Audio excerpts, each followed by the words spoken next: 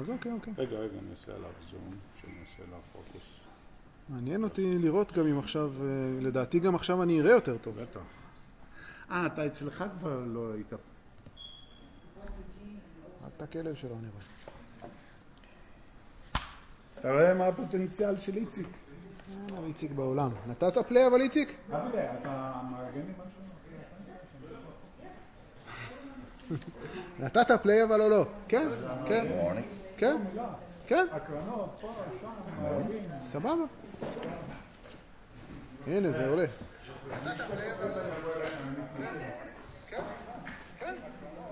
אבל אין תמונה איציק. איציק! אין תמונה אבל. מה ללחוץ? אין תמונה. איפה? אצלי עשיתי. כן? מה? עשיתי נשמה. איפה? אצלי עשיתי.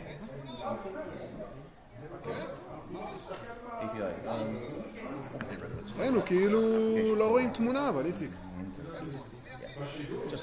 כן? כאילו לא יוצא וידאו החוצה.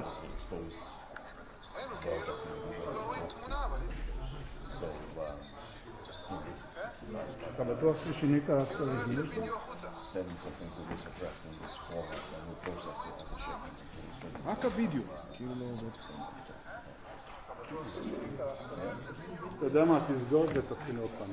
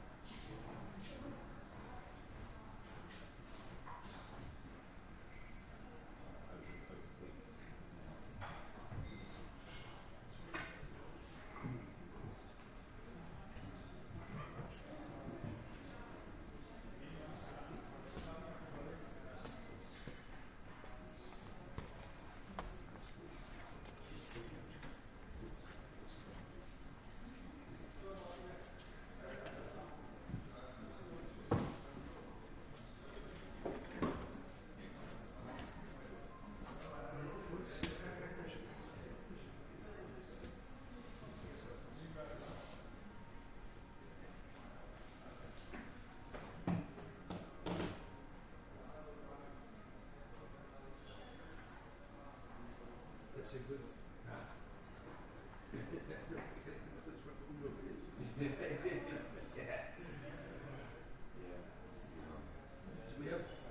We have food also, lots of food, lots of good coffee. We have espresso and latte. Okay. Yeah, I may take a Americano. But you don't have to. No, it's a good idea. How are you?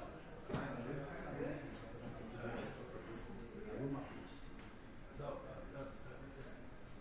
a hot cake.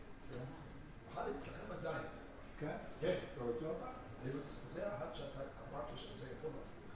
הבעיה היא זאת, יש לי בעיה עם תכף עשיתי שמשהו, אני אעשה את זה ואני אגיד לך. לא, היא אצלי. היא אצלי על השולחן. המערכת לא עובדת.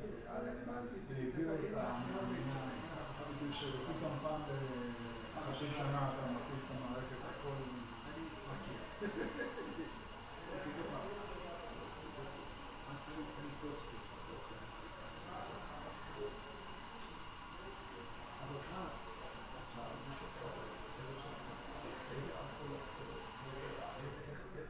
לא, אחר כך אני עושה את הפרפומים. כל יום, סנדי, מנדי, ולהגיד, מה יוצא, אתה חייב לדעת לדעתי, זה לא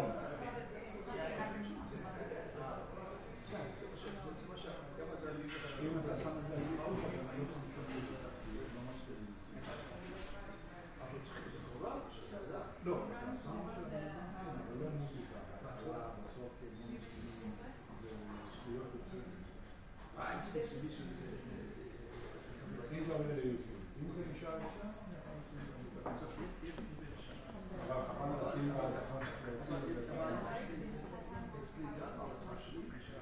לא, אם זה על האתר שלך, שאלה מקור פנימי, לא יגידו לנו. ברגע שזה יוצא ליוטיוב, תשאיר את השניות, לא, מה כולנו סרט?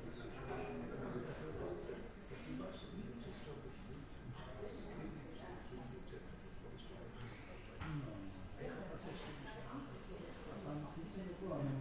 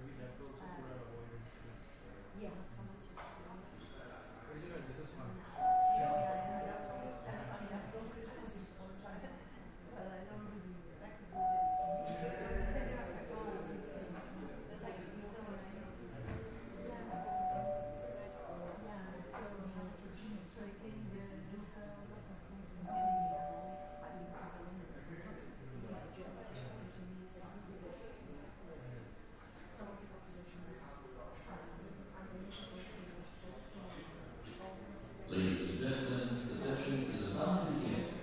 Please enter your hall and take your seats.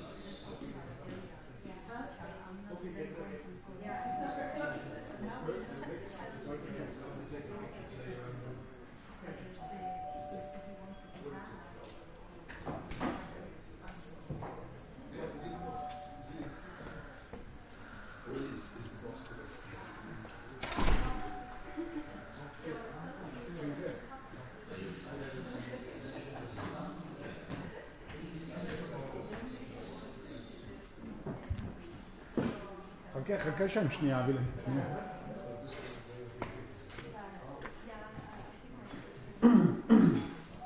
רגע.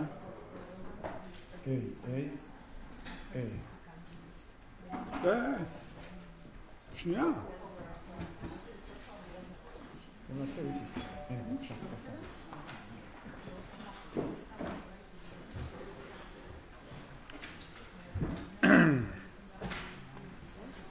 את מתחילה? אז תדברי עכשיו מהמיקרופון שם בפודיום שנשמע אותם.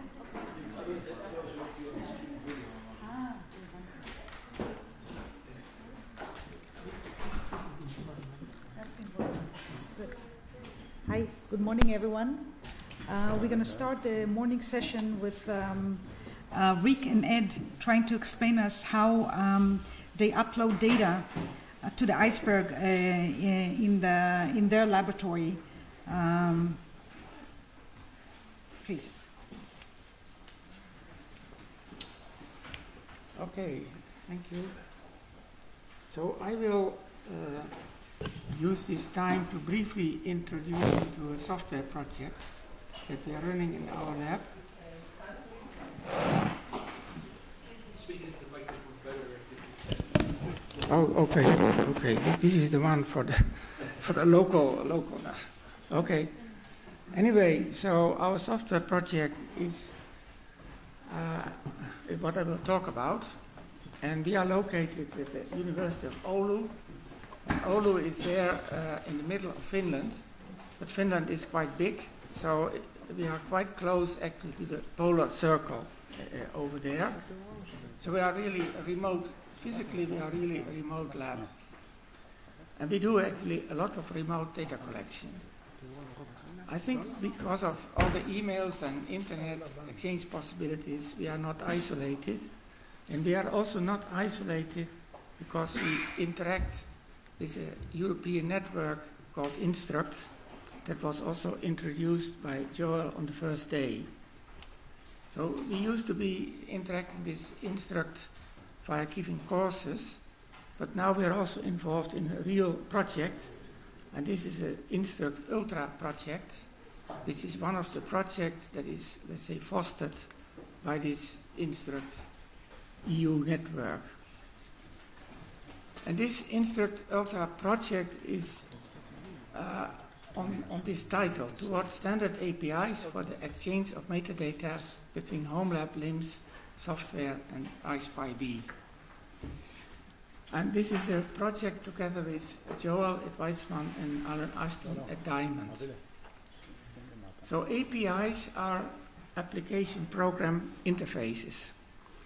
And what we would like to do is to generate the metadata of our LIMS. LIMS is a laboratory information management system. Our LIMS concerns the crystallization process, to connect that to iSpy-B, which is the software running at the various synchrotrons in Europe. However, the iSpy-B at the different synchrotron is not identical. So the API the standard API is an attempt to make this kind of exchange of metadata possible to any iSpy-B at any synchrotron. And so our situation is this one here.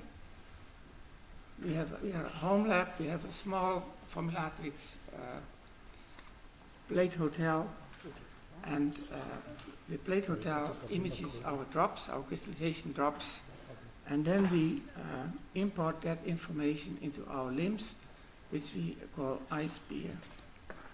And so the project that we are discussing and working on is to make the information in iSpear available to iSpy-B via some sort of standard protocol.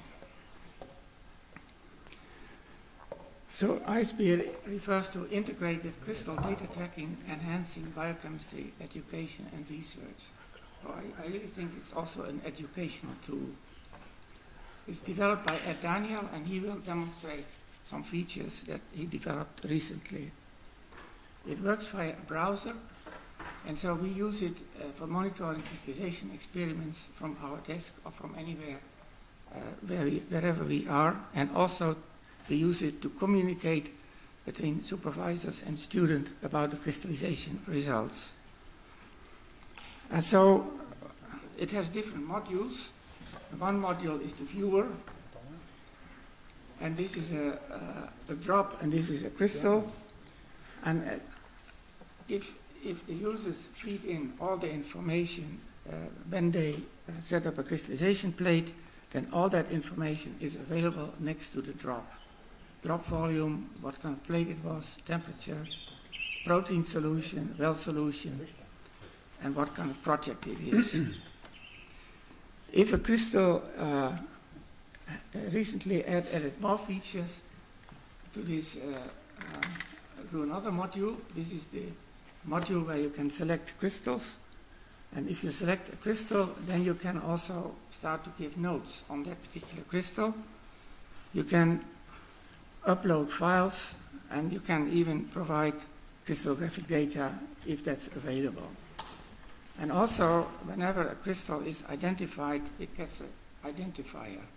So this would be the acronym, and then this is the plate, the drop, or the well solution, the drop in the plate, and the crystal could be crystal 1, 2, and so on. Every crystal, once it is identified, or once it is fished, has a unique identifier. So, in the database of iSpear, we have all the important information about the crystallization results. How can we now use this for testing crystals at synchrotrons? So, the standard procedure to test synchrotrons, test crystals at synchrotrons, is to freeze them. And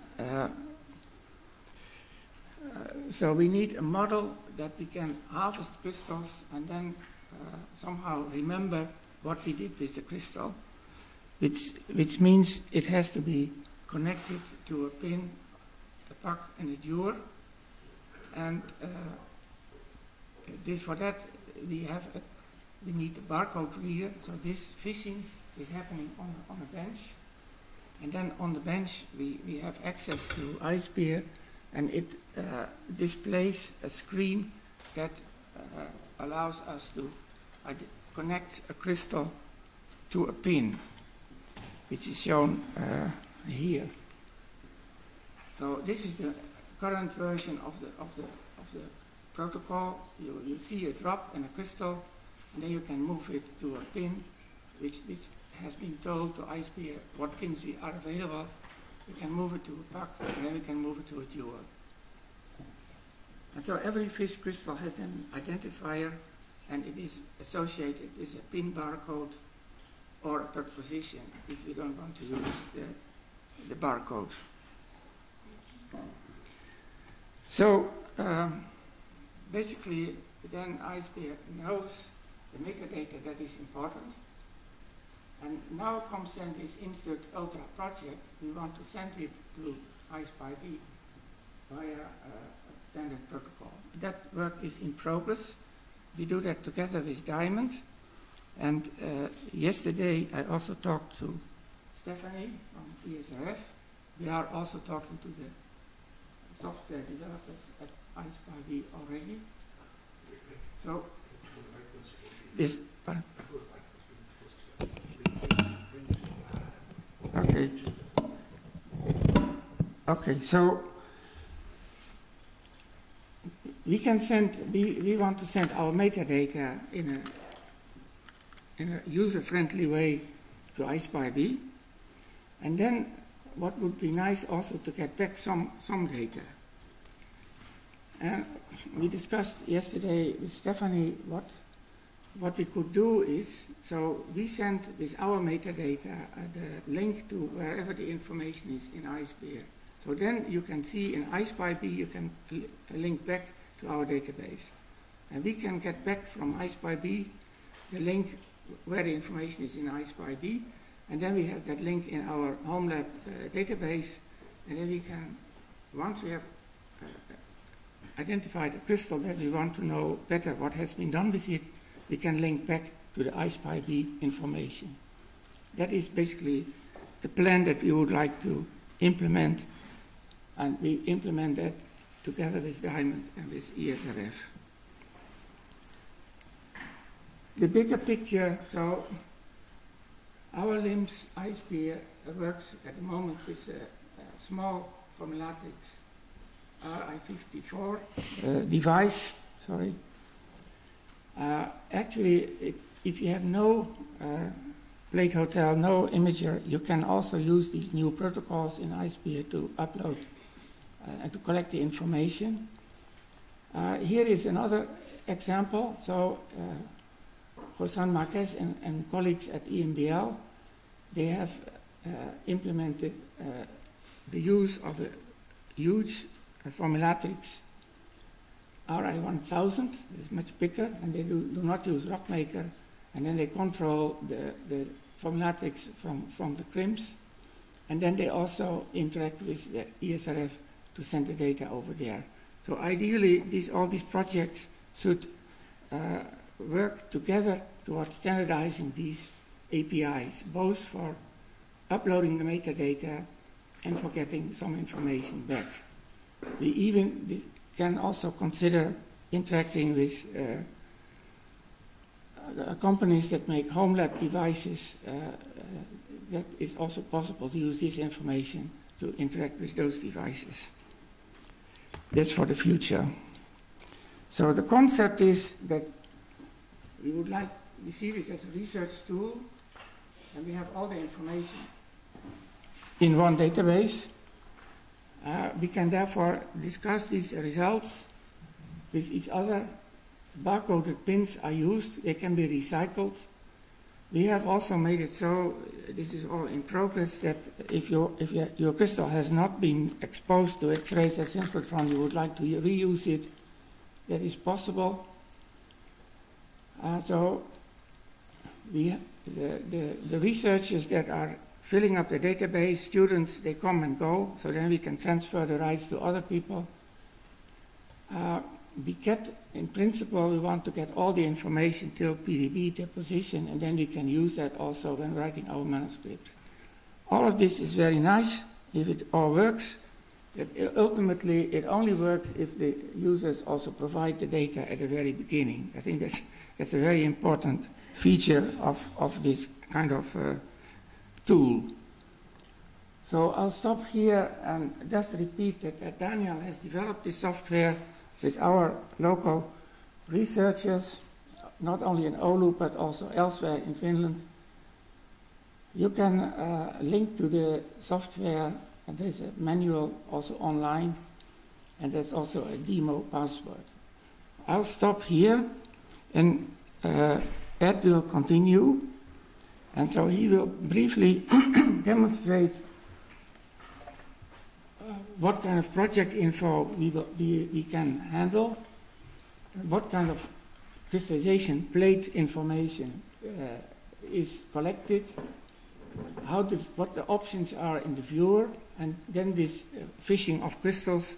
That's a new module that we are working on, and that's essential if we want to get and test this delivery of metadata to the synchrotron. So that is a new important part, and then Ed will, I think, show some features of the shipping itself. As far as he has got with that. The idea is, once again, that once you have assembled your pins in your pucks, in your dewars, you push a button, and then everything is submitted to iSpy-B. Okay, Ed.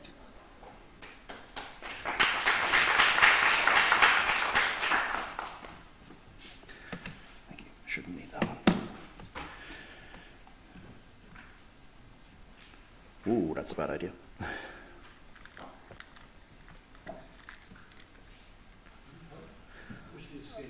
Thank you. Yes. Let's try the X. That's usually New PowerPoint. yes. Don't do that. Don't go all black. That's terrifying. Yes. There, that's a bit more promising, isn't it? Morning. Okay. First time I did one of these demonstrations, it was in a huge hall with about 200 people, and I was absolutely terrified. And right before I went on stage, my colleague leaned over and whispered to me, he says, "Don't worry, mate, it's a live software demonstration. It's code you haven't had the guts to release yet. What could possibly go wrong?" Let's find out. Yeah, so this is the front page of IceBear, where we have all these different elements. So this is the list of the most recent plate inspections that we've pulled in from our Formulatrix imagers. This is not up to date because it's my development system, but we can see the plate barcode, dates, where it was imaged, and on a bigger screen we'd have the project ID as well. Down here we can see the imager loading from our two big imagers, with which plates are active, which are expired. We can click off into that and see which plates we need to pull from the imager. You can get this information downstairs from Rock Imager, but this means you can do it from the desk. Over here, disk usage, that's not working on this machine, but on the live system I can again see all the disks, not only on the IceBear server itself, but also the Formulatrix disks. That becomes important because as our disk fills up, we need to tell Rockmaker to empty the disk, clear away all the old images that nobody's ever going to look at again, but also to clear up the database. And certainly historically that started at the beginning of their database and worked through plate by plate. So if you catch it when it hits 99% and hit the button, it's still several days before we would see images disappearing. They've improved on that dramatically now, but certainly it's nice to have that warning when you see the disk getting up to about 80%. I can jump down there and sort that out. And then some tasks which for me are mostly related to activating new users, but for scientists it's more like you have this plate in the imager, you need to pull it out now. This plate doesn't have a protein set on it, so you need to go and do that. And basically we're just trying to nudge you and not force you to do something right now, but remind you that you really should do this at some point. We don't want to get in the way, but at the same time we want to encourage you to do everything that you need to do. Container management we will come back to later. Alright, now everything in IceBear is in a project. Basically what a project is it's a way of grouping together a bunch of work that has something in common, probably the protein, and also allowing you to assign access rights to it. We've only got one plate in this project. Here are the proteins in there, so we can create a new protein, which I won't bother doing now, but let's just have a look at this one.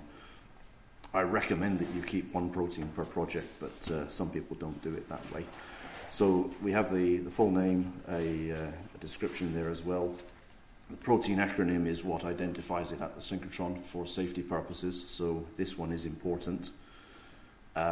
Within that you can have different constructs, and you can add sequences to that construct, which come like this. You can put multiple sequences in here, so it supports complexes, which is always nice. And over here we can see all the user groups and who can do what within this project. If you're the administrator or if you own the project, then you can change these permissions on and off, just like that. Okay. So in this plate overview, you can see this whose plate it is, the best score along with that color graph bar there. We'll see those colors more in a moment. So having a look at a plate, this is what a plate looks like in IceBear when it's all filled in properly. We pull the plate in from the formulatrix. We know whose plate it is, but we don't know necessarily what's in it. So it's your responsibility then as the plate owner to set the screen and say what protein it is. And then when you set that protein, the plate is moved into the appropriate project and the access rights apply. Up until that point, you're the only one who can see it. So we've got a fairly nice complete imaging history here. That might be the reason why I chose this plate for the demonstration. We've got some crystals marked in here, which really shouldn't have at this point. I'm going to go in here and monkey this demonstration very quickly while nobody's looking. Oh, hello.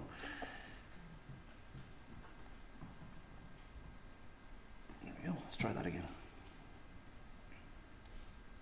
There we go. That's what I was expecting to see. We're going to go and fish the other ones in a minute. The protein, this is what we can see because we've filled in the information in the project, and because we've put this plate into this project, we can now see what the protein is on this plate. We can go off and change that. We can add in buffer and concentration information in here as well. And we've already set the screen, so we have a full list of the screen conditions here. For setting a standard screen, it is literally just click this up. There's a whole load of garbage in here because it's my test box. I just hit the choose button and it changes that screen. If you're doing optimizations, you have a number of options. We can upload an Excel spreadsheet into it. Either a simple 2-column Excel spreadsheet. Here's your well identifier, here's your conditions. Some of the guys in the lab use Mimer, which generates the screen conditions, and you save that as a CSV file. IceBear will eat that and generate this list of conditions for you. We can also take the Word document straight out of our Tecan robot. So there's a nice table in there, an 8 by 12 table with all the well conditions in it.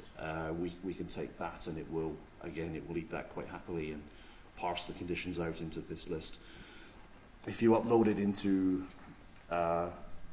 if you upload something that it doesn't recognize, it's okay with that. It will just say C file, and over in the Files tab over here, we can see that the file that you uploaded is attached to this plate anyway. So you can open this up and go and see what the relevant condition was.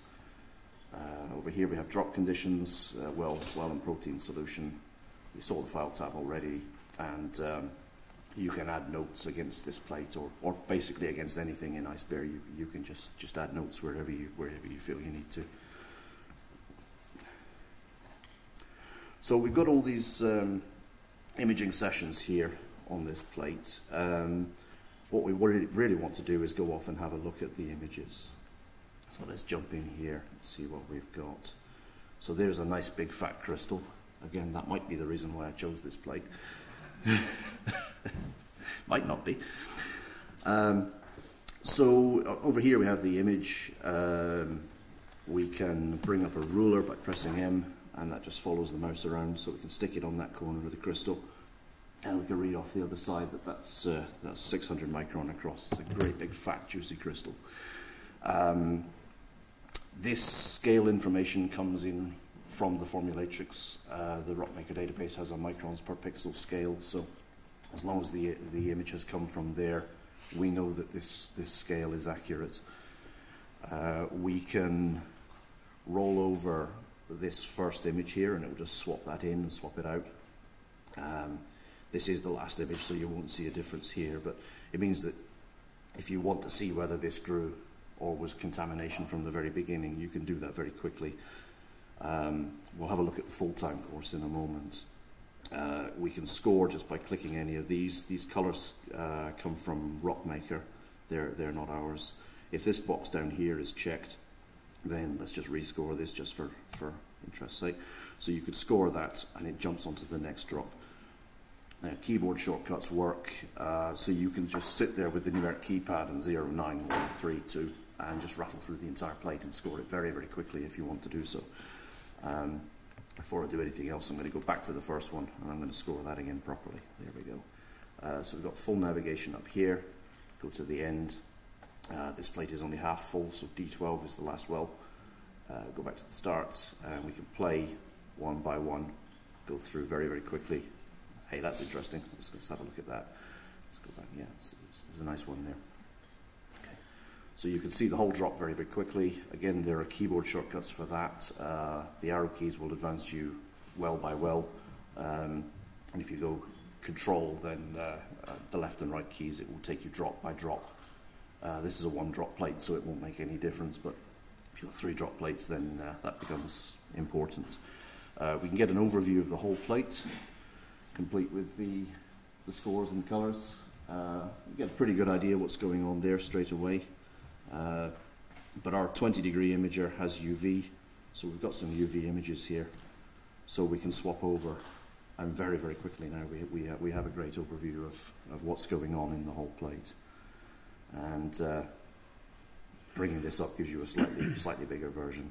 If you have multiple drops here, compare them side by side, which is nice. And clicking on that will take you to the relevant well. So let's go back to the beginning here.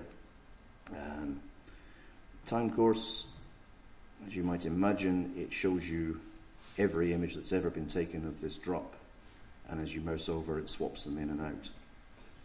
We can turn off all the visible images and only look at the UV, or we can only look at the visible.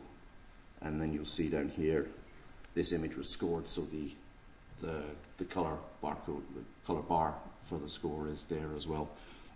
We can rewind this right back to the beginning, and if we press play, yeah, that's cool. I could do that all day. It's not my crystal, sadly, but it's still cool to watch it grow. Yeah, let's do it again. There we go. That's fantastic. Does it get smaller? It gets smaller if you run backwards. Yeah. You don't want to see that. That's bad. Yeah. There we go. And again, if you bring it up, you could even click on that and set it to that point and measure it at that point if you wanted to do so. Wish this Wi-Fi would go away. There we go. So as Rick showed you, here's the information that came from the project and from the plate and from the screen. That's all combined here to show you in a single screenshot basically everything we needed to know about how we got this crystal. But that is only there if you fill in the information correctly. When we import from the formulatrix, as I say, we don't know the protein, don't know the well solution, don't know the protein solution, don't know the drop volumes. We know what kind of plate it is, we know whose plate it is, and we know what imager it was in, but everything else you have to tell it. We probably could import from the formulatrix, but certainly in the beginning the user compliance was not at a level where we felt confident in doing that. There was a lot of stuff that was crystallizing in water. That's better now. We could probably make the leap and import the screen conditions, and everything would be accurate. And then over here, hiding behind the annoying Windows box, we have this. Will you go away? There we go. So this is the again. Rick showed you this screen with the crystal that we've selected from that drop. There's really only one candidate there that we're interested in. So there's some other information here that we can fill in. If we know this stuff already, or if we shoot it on the home source, we can put in this unit cell and space group information. Bring up the list of space groups and just pick one and change it. We have the sample name here. As Rick said, this is the protein acronym for the safety reasons, and then we've got the plate barcode, well drop crystal number, so that we can look at the sample name when we're at the synchrotron and know exactly where it came from and what's in it. We can add a suffix to that if we want to, and then that's now the sample name, that full string. I won't bother with that. All of this stuff is what goes down to the synchrotron if we know it. We can add a shipping comment here, so do this one first because it's cool. We can select an additional crystal here from this well if we wanted to. It's not really a lot of point because there's nothing there. And again, we can then fill that information in. If we don't want to carry that one forward, so we can delete it. All right, I think I've covered everything that's in here. So this is all in production now. This is being used every day. From here on in, everything you're going to see exists pretty much only on this laptop, and it should work. It's mostly stable, but like the man said, I'm not brave enough to release it yet. So things may go a little bit wonky, but we'll get through it. So if you want to fish the crystals, so now we're moving beyond the stage of, hey, that's really interesting, and yeah, we're going to take this to the synchrotron. So we're at the bench with our touch screen and our barcode scanner, and we've got our pucks here, we've got our pins here, we've got the plate ready to go. And what we're going to do, I couldn't be bothered bringing pins and pucks with me, so I'm going to cheat. Got a sheet full of barcodes here. I also can't be bothered to type them, so I brought the barcode scanner. So let's give ourselves a puck. It just appears over there, and you can see there's 0 out of 10 in there, so that puck is empty. We'll give ourselves a dewar. Comes up there, and some pins. Alright, and then we'll take our plate. That's the same plate as we were working with earlier. And now we've got a nice layout of what's on the bench, with our pins lined up here, our pucks sitting nicely in the liquid nitrogen, ready to go. We've got the overview of the plate. We've got only the one crystal in this plate. The colours are the scores that you saw before, so straight away we can get a nice overview here. We can see, well, the red ones are the ones we're probably interested in. We can click here and we can see that same crystal with the crosshairs there. To fish this crystal, we want to have the absolute minimum amount of user interaction with the system as possible. We had a previous attempt at this where it was, we need a box to write in the cryo conditions, we need a box to write in the soaking, we need another box for this, and another box for this, and another box, and another box, and another box. And it was completely unworkable. So not surprisingly, it really didn't get filled in properly. So this is our second go around based on that experience. And it's the reason why we bought a touch screen. We can keep it up off the bench. We don't have to have a keyboard there. We don't have a mouse there. Just absolute minimum interaction. So this is how we fish a crystal. Drag onto the pin, release, done. That's it. You don't have to fill in any of this stuff if you don't want to. While you're getting your next pin and faffing around with your next plate, this box will just quietly go away, and you can do the next one. That's it. It's done. If we are looking through the plate, and yeah, that's cool. I'm taking that one to the synchrotron, definitely. So we click on that, we create another crystal, drag it onto the pin, whack, it's gone into the puck, just like that. And again, we can edit this if we want to. The system's already added a note to explain where it came from and where it's gone. And there we have it. I'm sorry?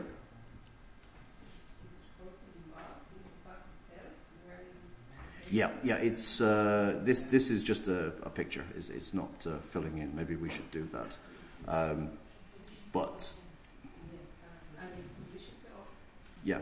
So what it's doing is this is configurable, but by default, if you put the crystal onto the pin, it will automatically put the pin straight into the first empty puck position. It's assuming that that's what you want to do. And if we click that, yeah, that's what I expected to happen. It's you can see this, okay? Let's bring that puck back up and get our dewar and our plate. There we are. So hopefully now, yes. So now we have the full list of what's going on inside this puck. And you can see that it's just building it up one by one. You can also fish directly from the well if you don't particularly care about which crystal it is, or if there are lots of small ones. Just drag it straight over there. And if you're not using barcoded pins, you can't scan the pins, but you can drop it straight into the puck, in theory. Yeah, in theory. And then it would come up in this list again with everything you see here, except there's no pin barcode. So you don't have to use the barcoded pins. iSpear will let you work without them, but we recommend that you do. Let's close that down. All right.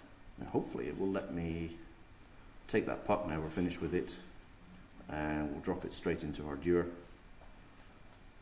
And when Windows stops complaining about the Wi-Fi, you'll see a link behind here. Ship this dewar. Right, so we've got our thing ready to go. Now we could just walk away at this point, stick it in the corner and leave it, and when we have the beam time we can come back and create the shipment.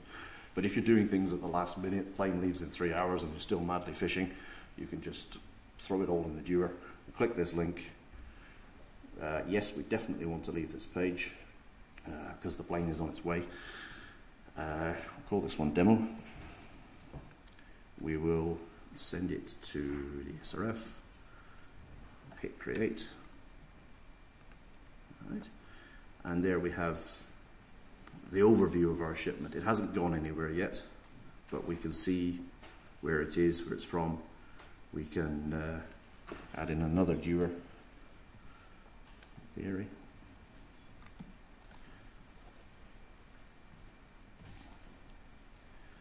Okay, and we just have one tab per dewar here. So we can remove this one because it's got nothing in it. But in the dewar that we were working with earlier, we can see that we have the puck there and we have the pins. We could even take this one. I'm just going to do it this way. That's 833. It closes that all the time. Let's say we put that in position 5. Then in theory, we should be able to put it straight into there. So we can move this stuff around to reflect reality. If somebody brings you a pin that they've had stuck in the cane, in the storage cane for some time, like, hey, you're going to the Synchrotron, can you take my crystal? Yeah, beep. Just scan the barcode in, and it will add it straight into the shipment. So now we've got everything we need to know. All our samples have got their protein acronym here. We don't have any empty pins floating around. We don't have any empty pucks or empty dewars. So this should be good to go. So at that point, we come across here. We press send shipment. Do you really, really want to do that? Yeah, we really want to do that. We press OK. Shipment has been sent, and it reloads. Now, behind the scenes, this is actually generating all the data that will go down to the synchrotron in the format that the SRF are expecting. At the moment, it's just creating it and then dropping it on the floor because it doesn't know what to do with it. But we're quite close to being able to send that directly to SRF over the wire. And at that point, the I-SPY-B at the receiving end will unpack it, and you saw your shipments in I-SPY-B with all the pins and all the samples there. That will just be created for you automatically as a result of pressing that button. So yeah, we're close to doing that, but we are not quite there. And that's about everything to be said about shipping, except that when you come back, there's still some work to do. So we can come over to our home page here, and we can, when we get our dewar back, we need to unpack it, and we need to tell iSpear that all of these containers, all these pins are now washed and ready for reuse. So we can do that. Now in theory, if you shot absolutely everything and you don't need to keep anything, It's as simple as scanning the Dewar barcode, and it will just unpack it all for you. I'm not going to do it that way. What we're going to do is we're going to check this box, and we will now scan Dewar barcode. Okay, this looks vaguely familiar. Right. So we can, if this is the pin that we're interested in, we can remove it from the puck, put it into a storage cane, and if we click this button, then iSpare knows that that slot in the puck is empty, but it's still retained that association between the crystal and the pin. So at a later date, when we're assembling a shipment, we could scan that pin barcode again, and it knows what crystal we're sending the second time. We can remove it and wash the pin. If you wanted, you could pull the entire puck out and say, well, this puck never went anywhere near the beam, so we'll just put that one aside, and then we'll send it again. And again, it's the same idea. You have the Dewar there, you could just scan the puck barcode and put the whole puck back into the shipment. Or, if you wanted, you could pull it out and wash all the pins. But in the default case, where you have used everything, it is literally walk up to it, put the cursor in the box, walk up to your Dewar, dip, done. Yes, I definitely want to get rid of them all. Bang. There we go. Simple as that. Okay. So that's where things are at the moment. We're almost at the point of releasing this, but we still have some work to do in terms of getting the data down to the synchrotrons automatically.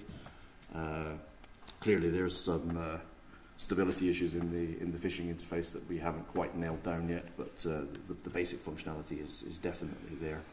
And once we get all this working, I think it'll be really cool when you have all this information sitting in the database already, and just by scanning the barcodes, you've assembled it all. You press one button and it's all gone down, and you haven't had to fill in any Excel spreadsheets. You haven't had to enter any data manually. It's just gone for you, all ready to go. So there we have it. I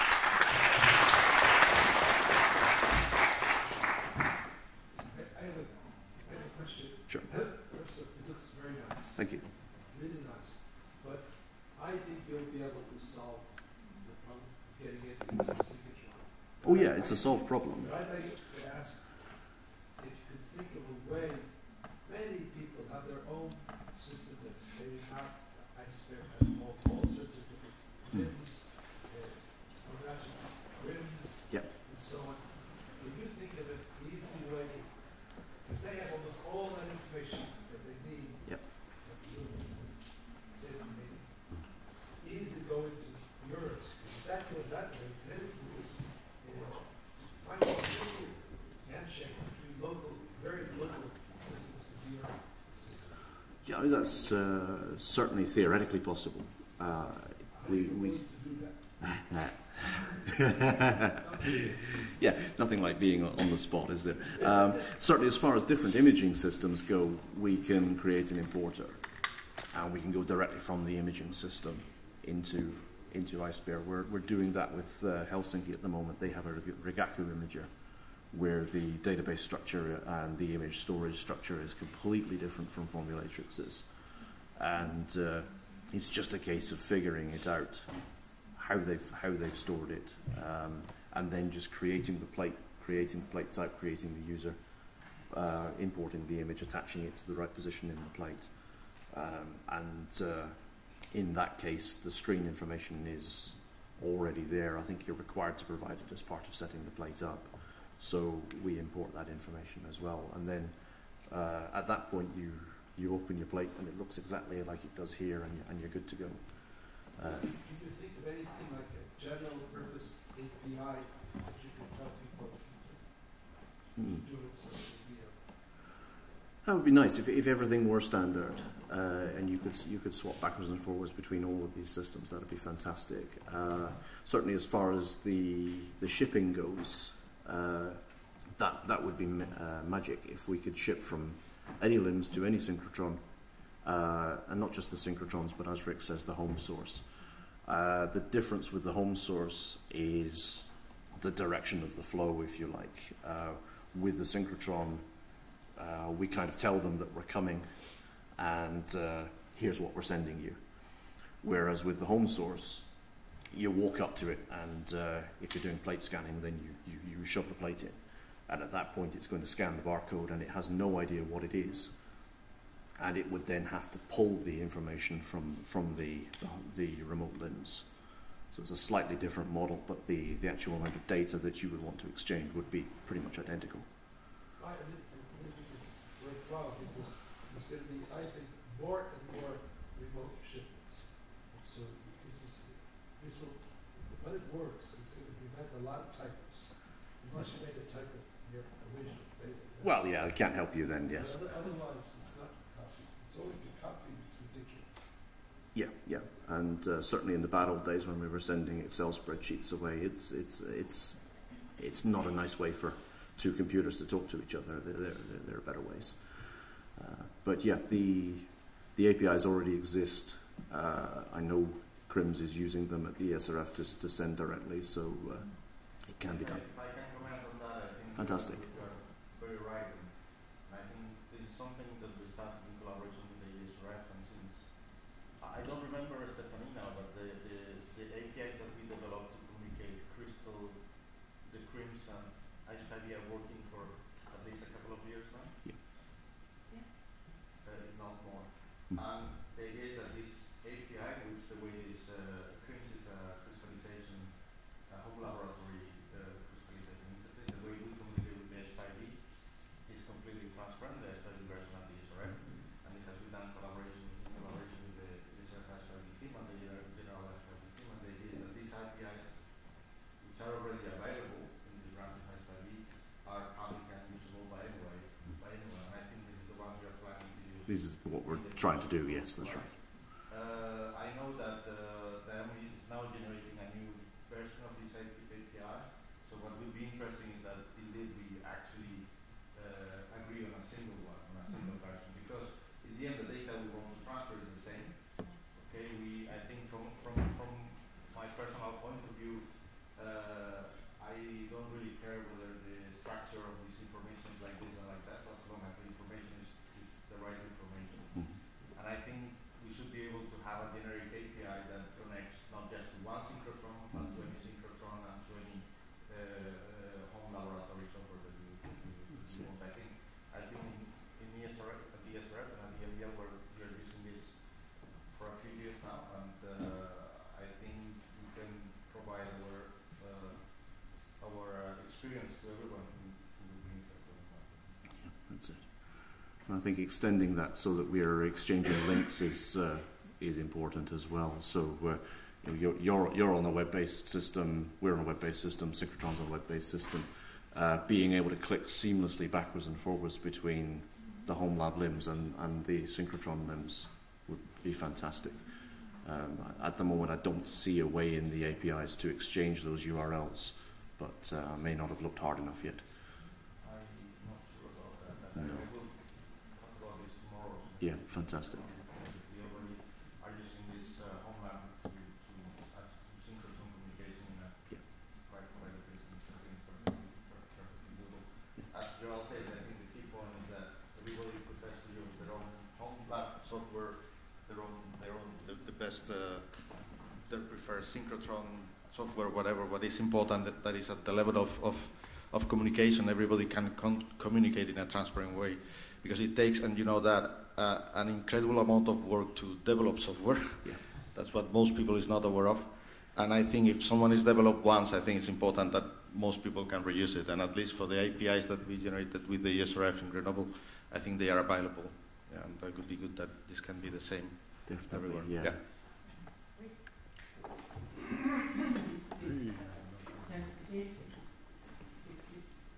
Definitely going to happen. Because we are interacting with Diamond, and they are very, and they have at the moment a sort of local system, and they are very keen that we interact with them, so that they can implement whatever we implement together with ESRF and you.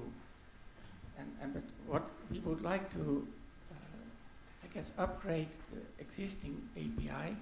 And one idea was to change the send information back. For example, the link to iSpy-B where the information is, and we will send our link to them. But then we can, when looking into iSpy-B, we can look at our database or your database, and when looking at our home database, we know where the data information is in iSpy-B. So we would like to make it, would like to upgrade it, and we discussed that with Stephanie. And the way the project has evolved is that it should lead to standardization. No further questions. That's getting big. Since we heard a lecture, we should have a coffee break. So we'll have, I think at 10 o'clock, we'll come back? Okay.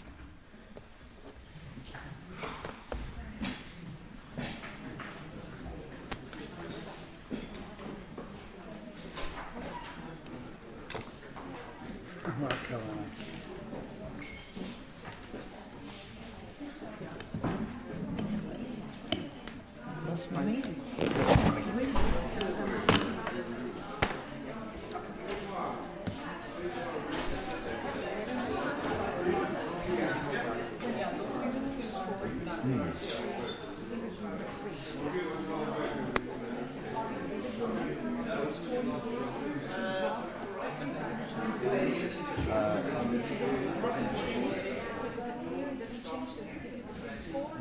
Yeah, it does, or it should carry the scores forward.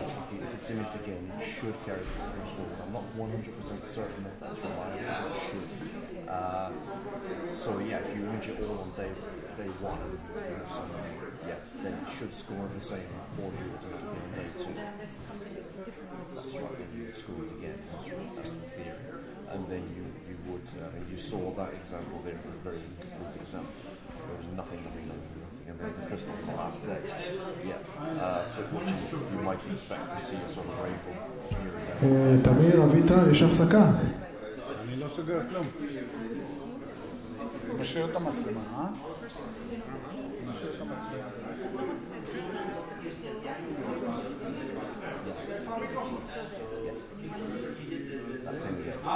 Right. Yes, at the moment, we're not 100% certain how we want to handle this. We could, in theory, allow the user simply to say, yeah, this pin is empty, and carry on. If you scanned one with a crystal in it, it comes up as the pink and the crystal picture on it.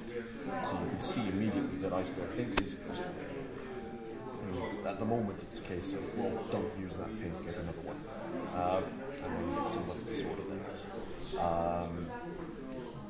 We think we might want to let the users do this, but given that the students we have in the lab, the possibility for chaos is not high if we do that. So I think we may choose to keep it restricted to technicians, shippers. They're the only people who can empty the pin. Doing it this way, it does require a certain amount of investment in ensuring that things are done the right way. But you can see what the payoff is. Yes. Yeah. But, wow. Fantastic.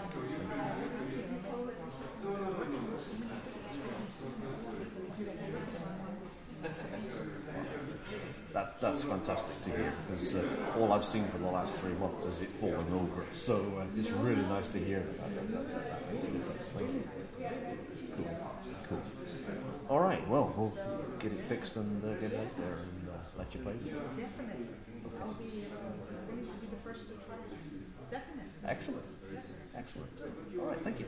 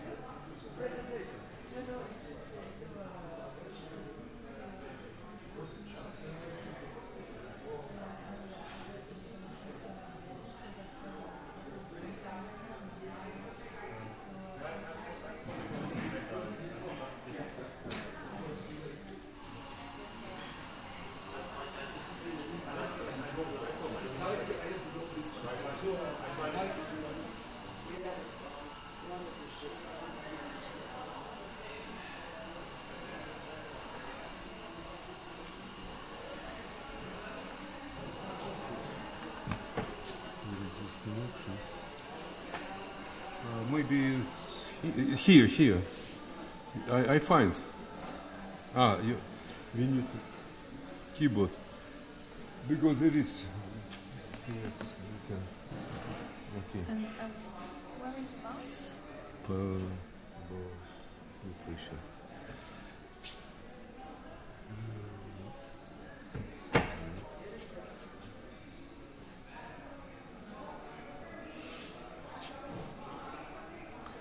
No touchpad, no, nothing.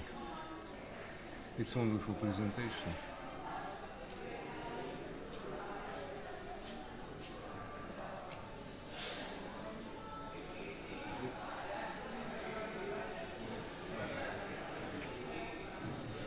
So you found keys here, okay. Yes, I find the place, but we need keyboard.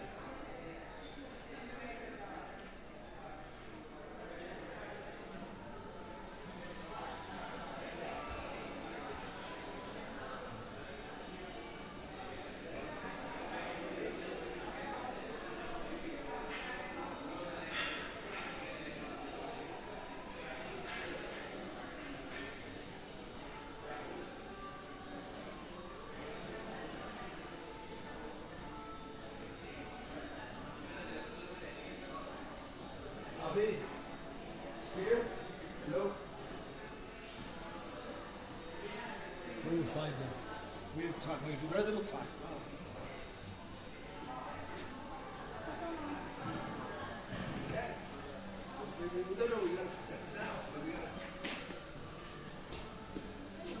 Avi, So you've seen a... Zafir, Avi. Hi, how are you? Good, and you? Get some rest? Yes, and you?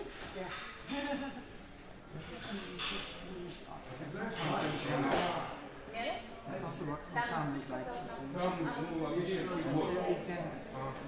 We would like to expand on these protocols. So I need a keyboard and... Keyboard and mouse, yeah, if it's possible. Ah, voilà!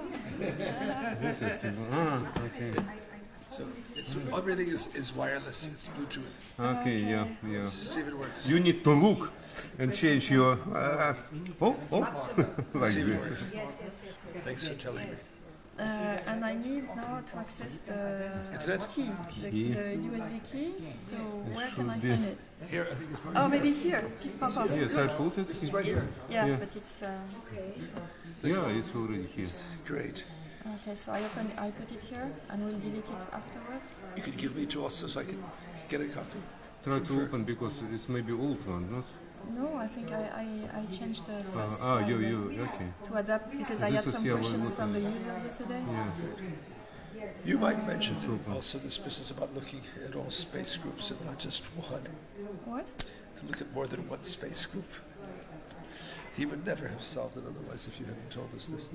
Okay, so you're set better? Yeah, And perfect. you can type, you can try typing if you have to. Yeah. Okay, So what I want, okay, have a cup of coffee. Yes, no, I wait for you first. No, I'm good, don't You sure worry. you're okay? Yes, Thank you, I'm fine. sir. Okay, Thank you. Take coffee.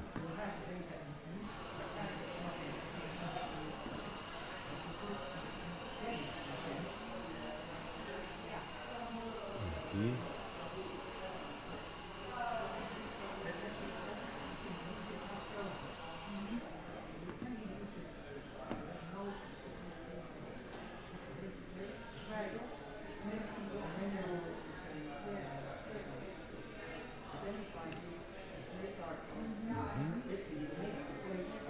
Good. And we can open terminal now.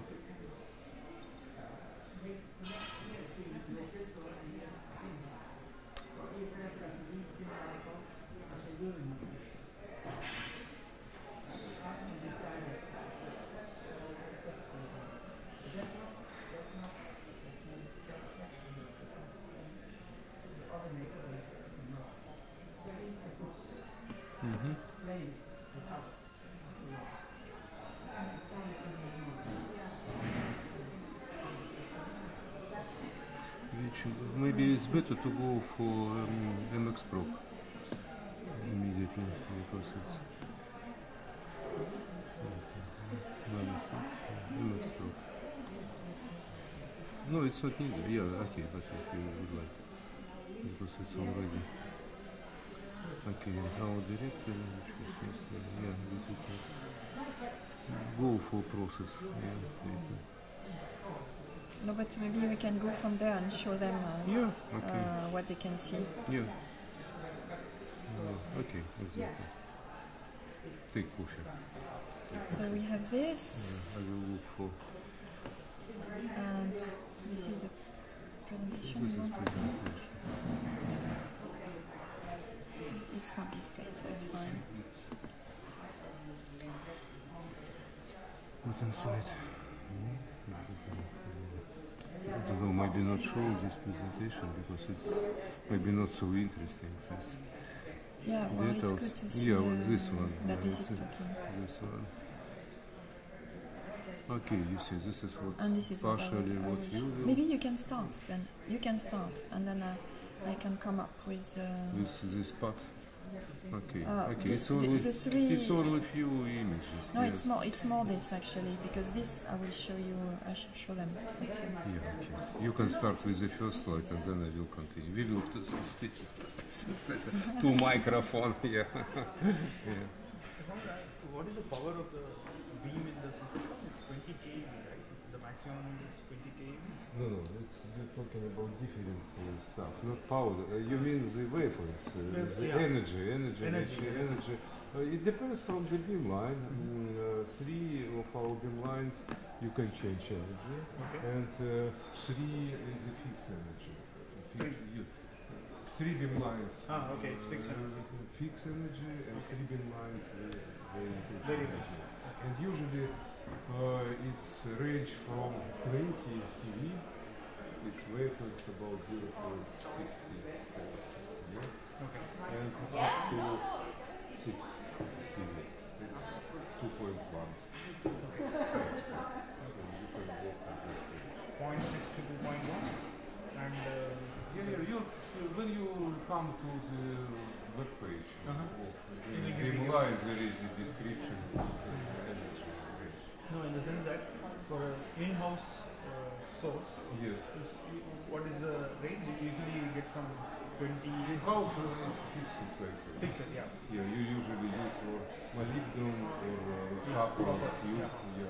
So there is I think 1.2 angstrom or 1. What?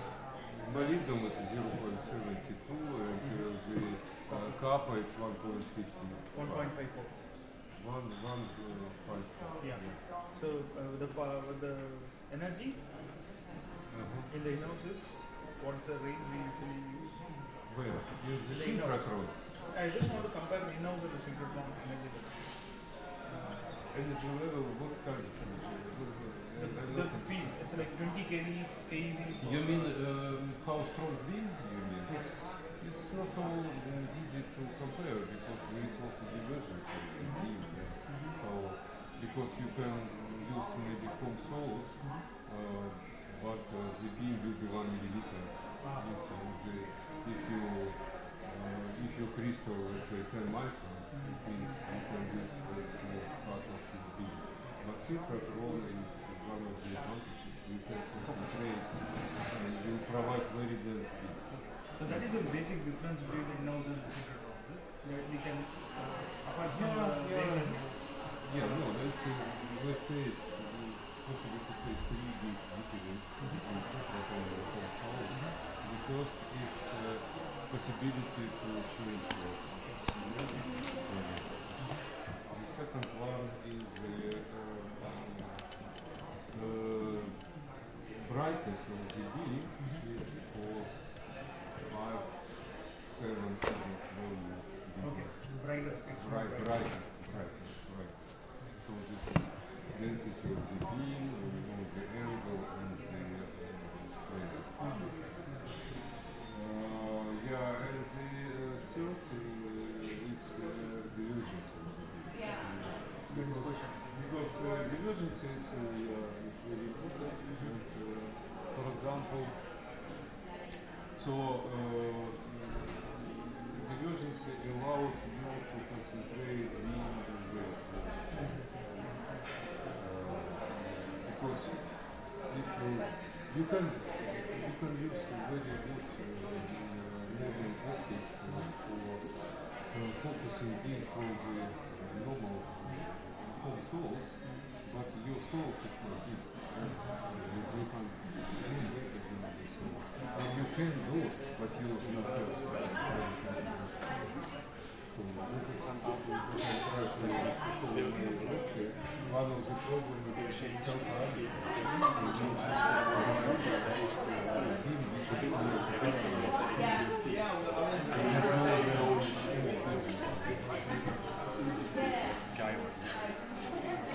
Thank you.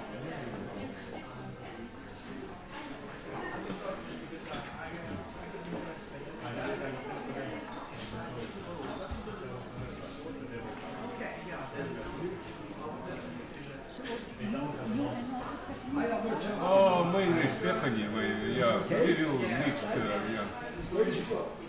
To be honest, it will be some kind of dialogue between us and, yeah. It's not completely our topic.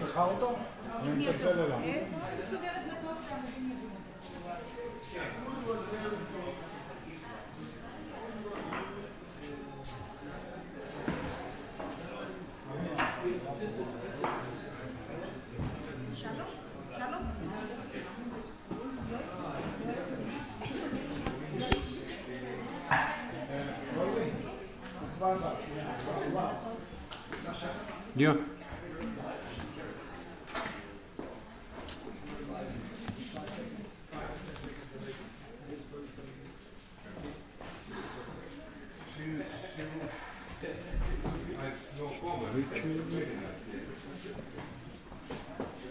Okay. Okay, we're going to continue now and try to see how we can retrieve the data and evaluate the data that some of us collected yesterday and will in the future, and then maybe how we can solve the structures. Correct? No, not solve structures. See what we can get from automatic structure determination. Okay. So yeah, automatic. Yeah. Okay.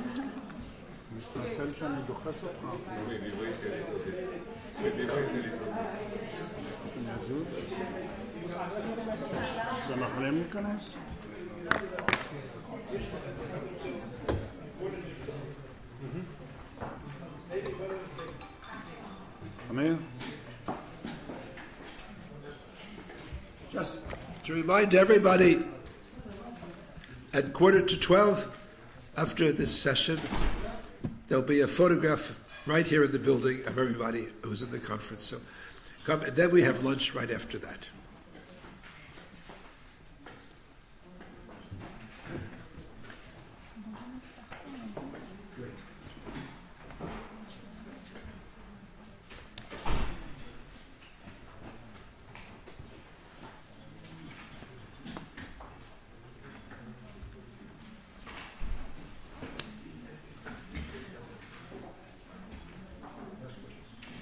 So hello everyone. I propose to start with this first slide because I had this question several times yesterday. How do I retrieve my data back home if I'm not on site doing a backup, physical backup? What can I do? So there are two ways. There is a command you can use under Unix, and you adapt your. Can you see my? Yeah. You adapt the path where your data is, or you can use WinCSP, SCP, sorry, and this is where you can download this. This is work. I've tested this morning on my Windows PC and it works perfectly well. So the host, you have to declare it as firewall.esrf.fr. The port is 5022, and then your proposal experiment and password, and then you access to your directory and get what you need. So now Sasha will present a few things about the processing pipelines at ESRF, and then I will go back to ISPyB, XE, to see what more about the experiment from yesterday. Hello everybody. So it's not our slides, it's slides from Max Nano, our beamline scientist who responsible for ID23.2 now, microfocus beamline, and he also doing this after processing. Yeah, so and this is slides, it's from him.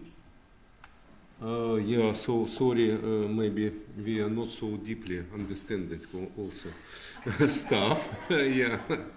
But nevertheless, because I would like to say we will try make, it's not presentation, it's kind of dialogue should be today.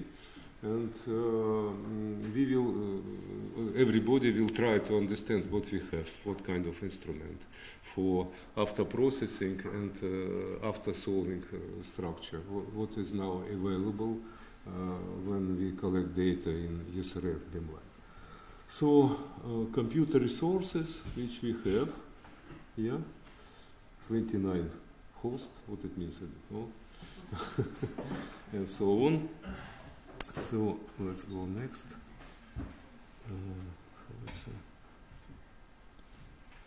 Okay. So why so many pipelines? So potentially when you we will later on will go in Linux directory, and you will find a lot of subdirectories which collect data from different attempts to process this data. So, as I understand, when we try to process data completely automatic, yeah, of course we can start different version of space group, different version of combination of cell parameter and so on, because in some cases it's quite complicated to distinguish which kind of space group. When human looking for this, and human has some experience, yeah, maybe it's more easy, but for computer it's not so straightforward, and this is the reason why Max organized so many attempts to try to find the proper space group and proper to get the best result. So this is kind of demonstration of some more or less technical stuff, which may be not so interesting for us. This is, what is it? Why so many pipelines again? It's called, there are several attempts and using different approaches. One of the approaches is EDNA proc, when you partially know space group, as I understand, yeah? And the second one is the so-called Grenades approaches. Okay. And here, what happened? This is kind of flow diagram, MX cube, and there is special computer which called BESS, yeah? If you know, if you help me. And also in parallel this BESS works, and in parallel this Grenades work. But okay, we will look inside the result. It will be more understandable. If data process successfully, it's also there is possibility to do all this automatical structure solution. And what exactly we can see, it's automatical SAT solution. And yesterday, as you remember, for test data collection, we used so-called FAE crystal, selenium-methionine derivatives, and it was successfully solved yesterday. And we will, Stephanie will show result how we will obtain this model.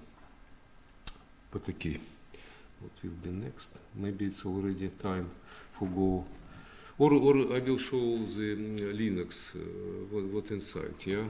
So now but how I can? So I need to stop this presentation. Yeah. So I skip.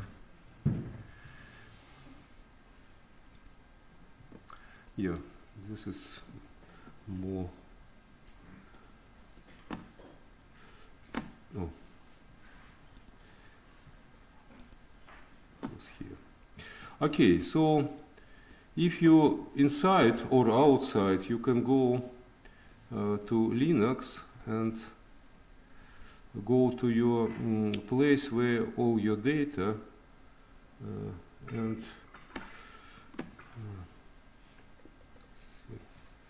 where we are now. Yeah, okay.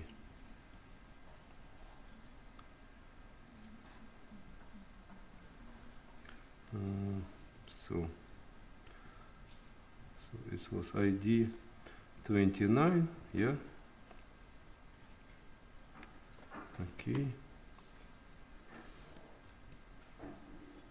If you would like to process data yourself. Okay, so and yesterday it was 2018 05, it's May and 15, yeah? Okay, so this is date when we yesterday. Yeah.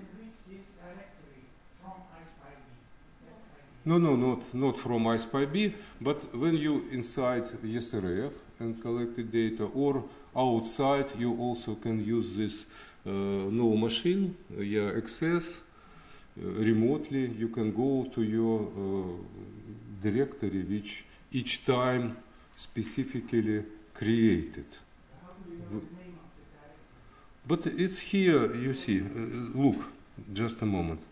This is directory usually called name /data visitor. Yeah, here.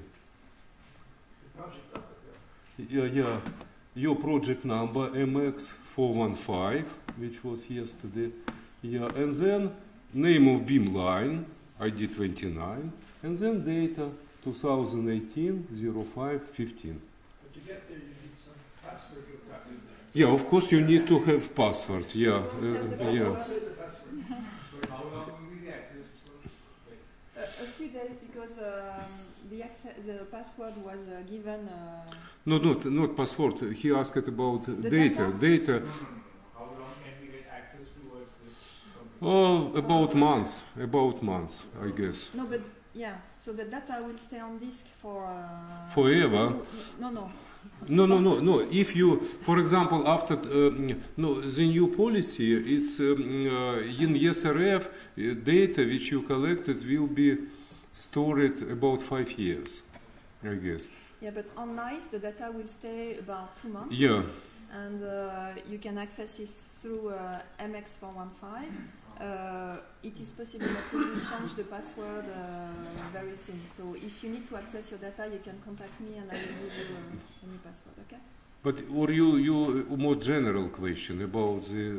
Yeah, so like if I have a session today, like till what date this thing would be active? Like, You have about months. If you simply regular users collect your data, it will be still or 3 weeks or months. It's need, even 2 months. It's need to look for the. So you collect data here, and inside this directory, which we used yesterday, you see there are 2 subdirectories. One called raw data, and the second called processed data. Okay, so in raw data, all our images file, exist, and if we go for this subdirectory,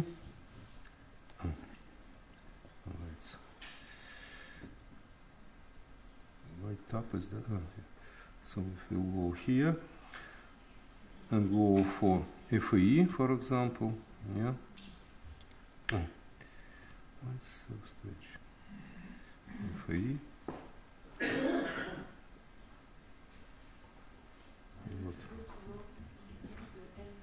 Huh? You need to do CD. CD? Because you did LS. Sorry. FAE. So in this subdirectory.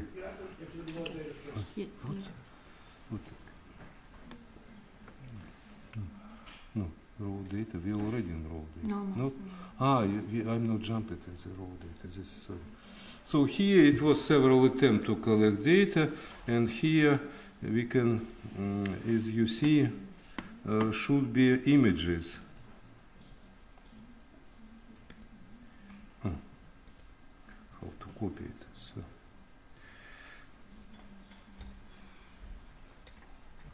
Sorry, I'm not so familiar with this. Okay, FE. Yeah. It's okay. It's for example, yeah. So here we can find our images. Yeah. And okay, we can you can manipulate with these images. For example, you can start AD. Is it available as an ADXV? XV, yeah. Okay. We can go here. So we need to change. Yeah. Okay. So this is one of images which we collect yesterday. Okay.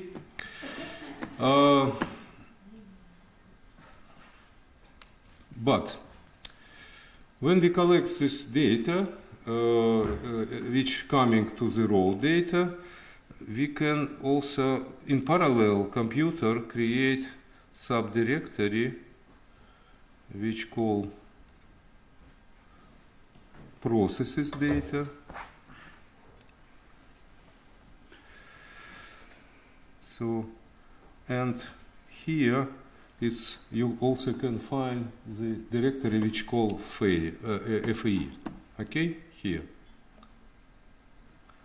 Let's go again for this subdirectory. Okay, and let's go for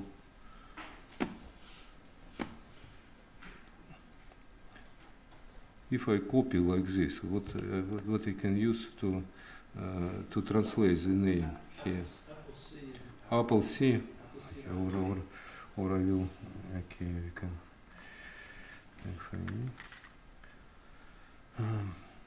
Means 4, for example. Yeah. Okay. And here you will find a lot of useful information which you personally can use for your processing. You can start processing yourself, of course, and it's already prepared the file to start XDS or it's to start MOSFilm. Yeah. And potentially it's also should provide file to start HKL 2000, yeah, but I don't know, is it really anybody used it now or not? Because in SRF we not use Denza. So we need to go for subdirectory you see here after processing FAE run 1, yeah. It's here. So let's go with this directory. This was data collection which was done yesterday, and here also there are several. Here it's collected all attempts which was done for after processing. Yeah. It's what I'm trying to explain, to show, because from time everything is presented inside ISPB, which Stephanie will show more in details. But if you would like to more deeply go and use all this Linux log file and result, you can go directly in these subdirectories. Okay. So look here. First of all, we have file which call XDS input here. It's a standard file which XDS used when it's run. Let's look for what inside. So XDS input. Oh, yes, yes, I understand.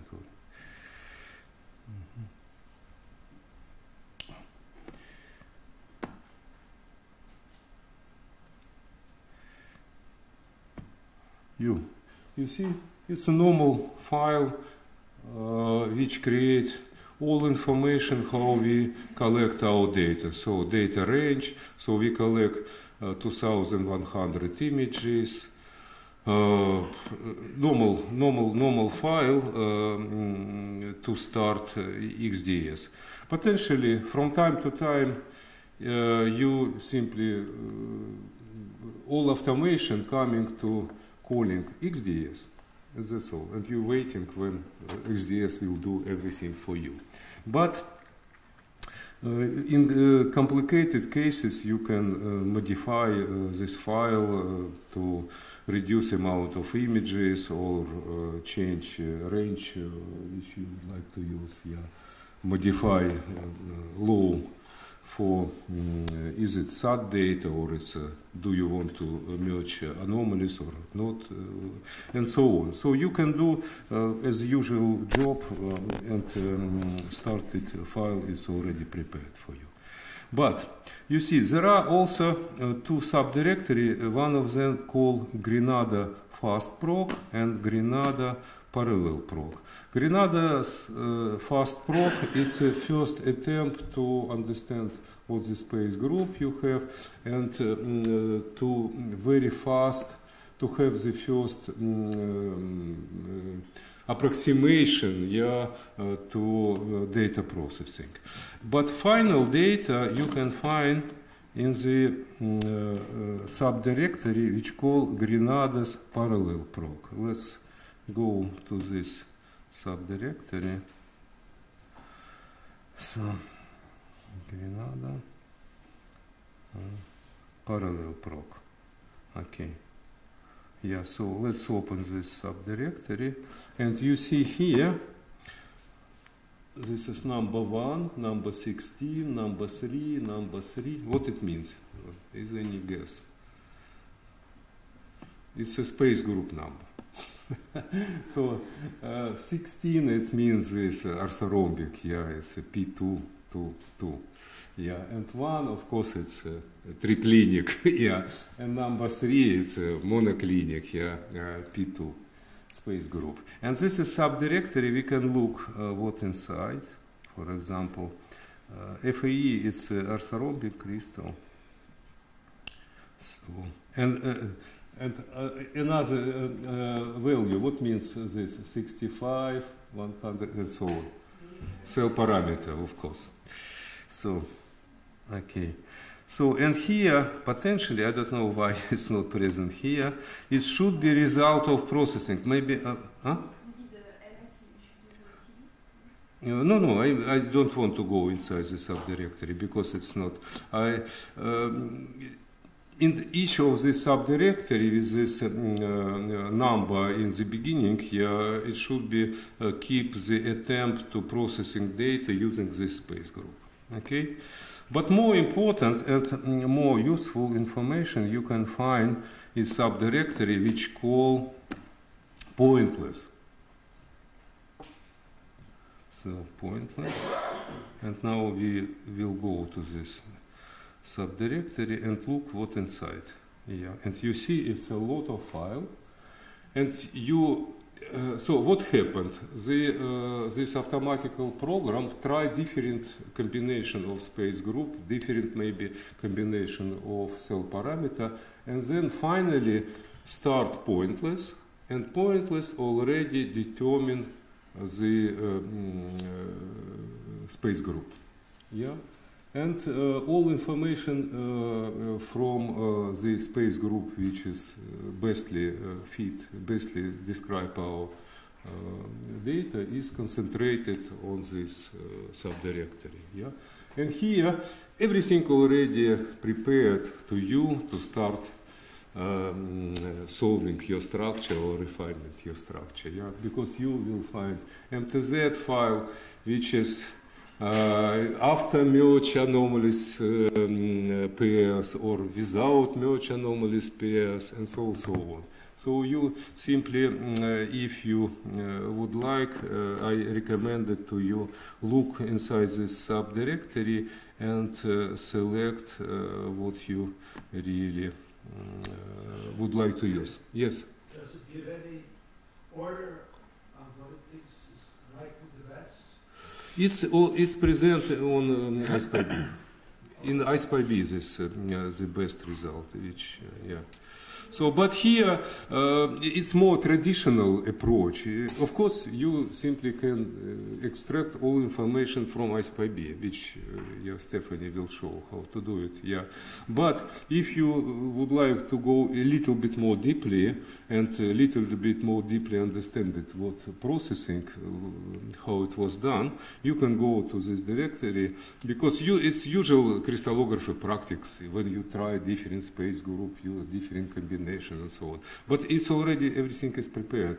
You can find all log file here, and the name, how it's organized, it's more or less understandable. Yeah.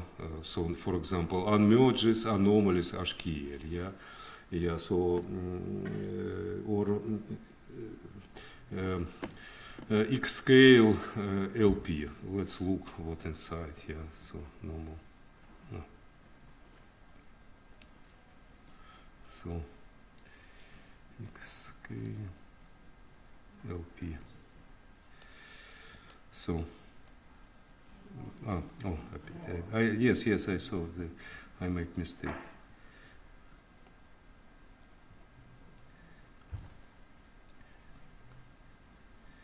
Okay, this is normal file from X-scale, yeah. And this is final statistic with, you see here, it's quite strong anomalous signal and so on. This anomalous correlation is very good. So very good chance to solve the structure using SAT data. Okay. Yeah.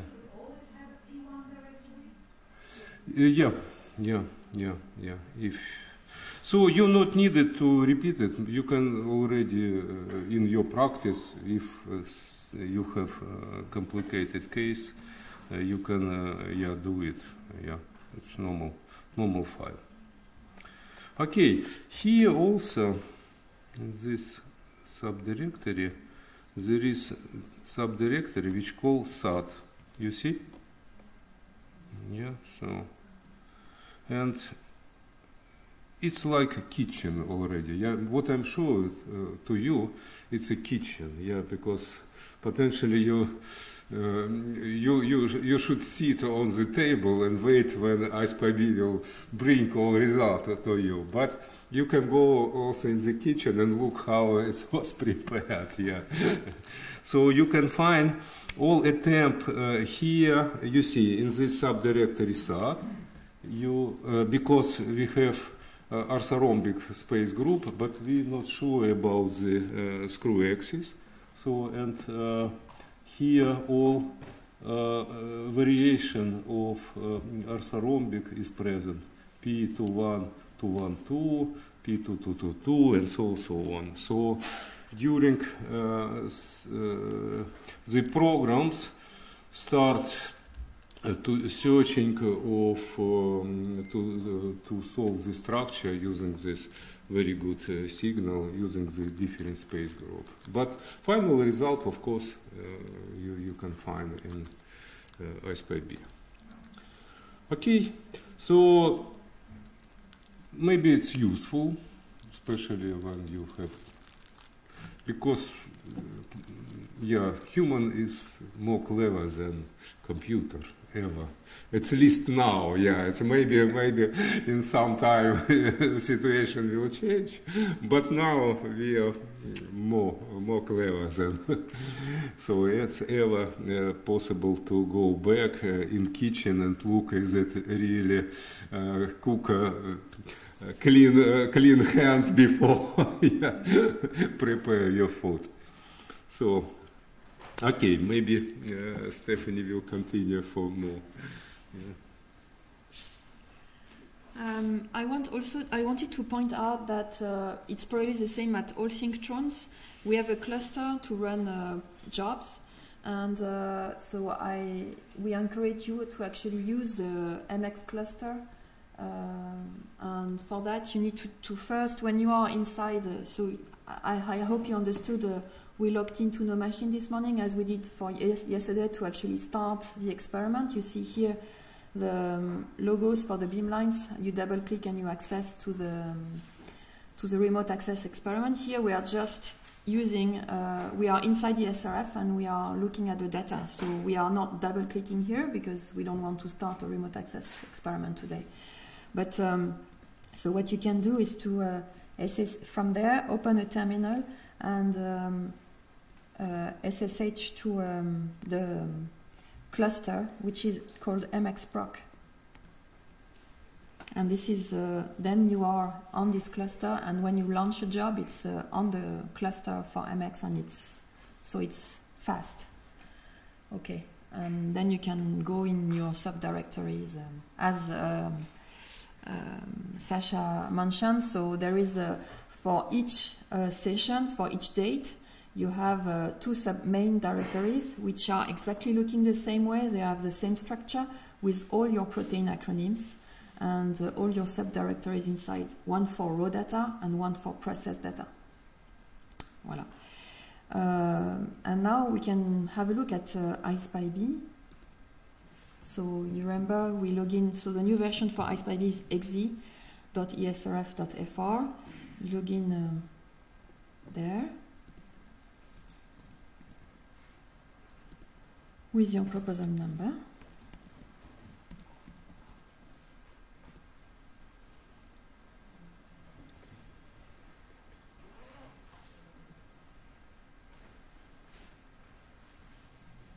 And you look for the session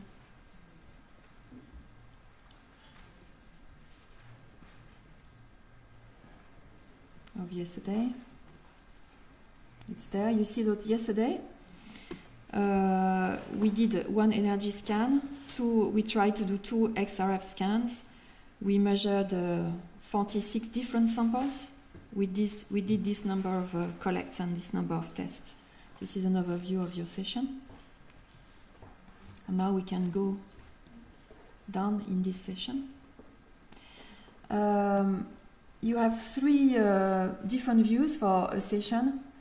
You have the data collection view list that we see here with snapshots, with many information, and we'll go through them.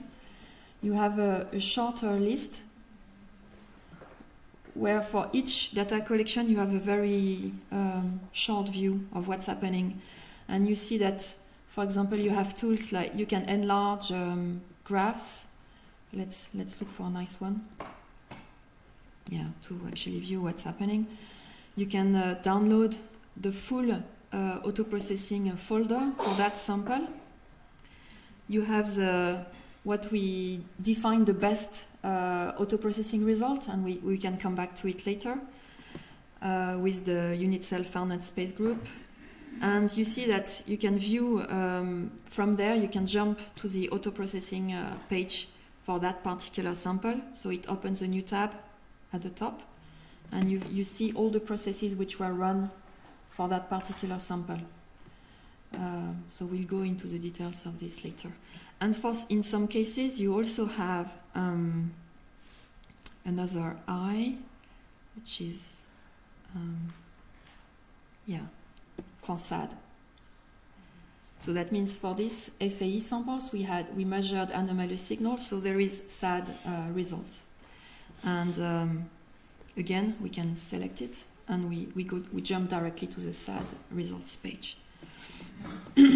So that's a quick view to see what has happened during the day, if you have SAD results. And sorry. We also, what is missing today is the molecular replacement results. We have very basic results inside iSpyB. We display the dimpled results only. So if you input a PDB first, attached to your protein acronym, then Dimple will run with that PDB file. But there are also automatic pipelines which look at your cell parameters and look for models which could be useful. But we don't display that today in iSpyB. You have to go through the directories that Sasha showed, so it's a bit painful. Yes, so another thing I wanted to show you for a session is that you have a container view, and this displays you all the containers we filled before in iSpyB, and when you see that they are encircled with a black line, it means that the data was, the sample has seen beam, actually. For these samples here, we haven't mounted these samples, we haven't tested them, but these ones we have. And so, and again, you can select that and go to the data collection for that particular sample too. It takes time.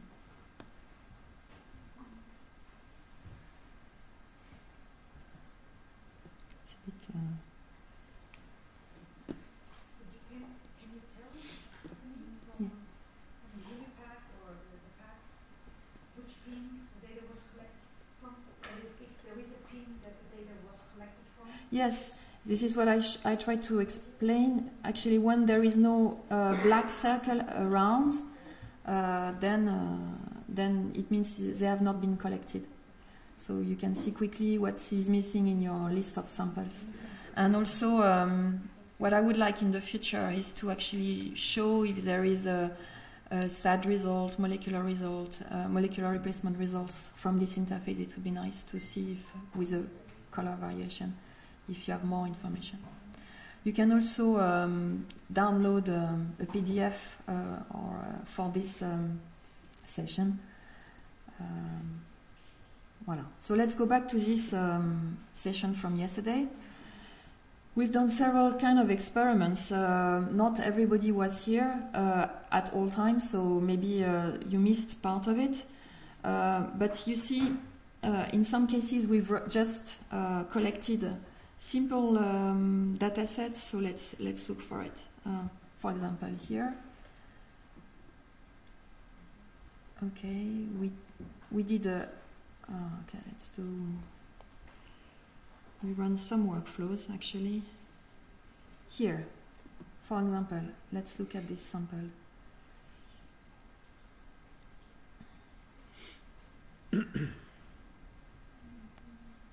Okay, so for example, this sample, we did a characterization, and you see that actually the strategy failed, but the indexing was successful.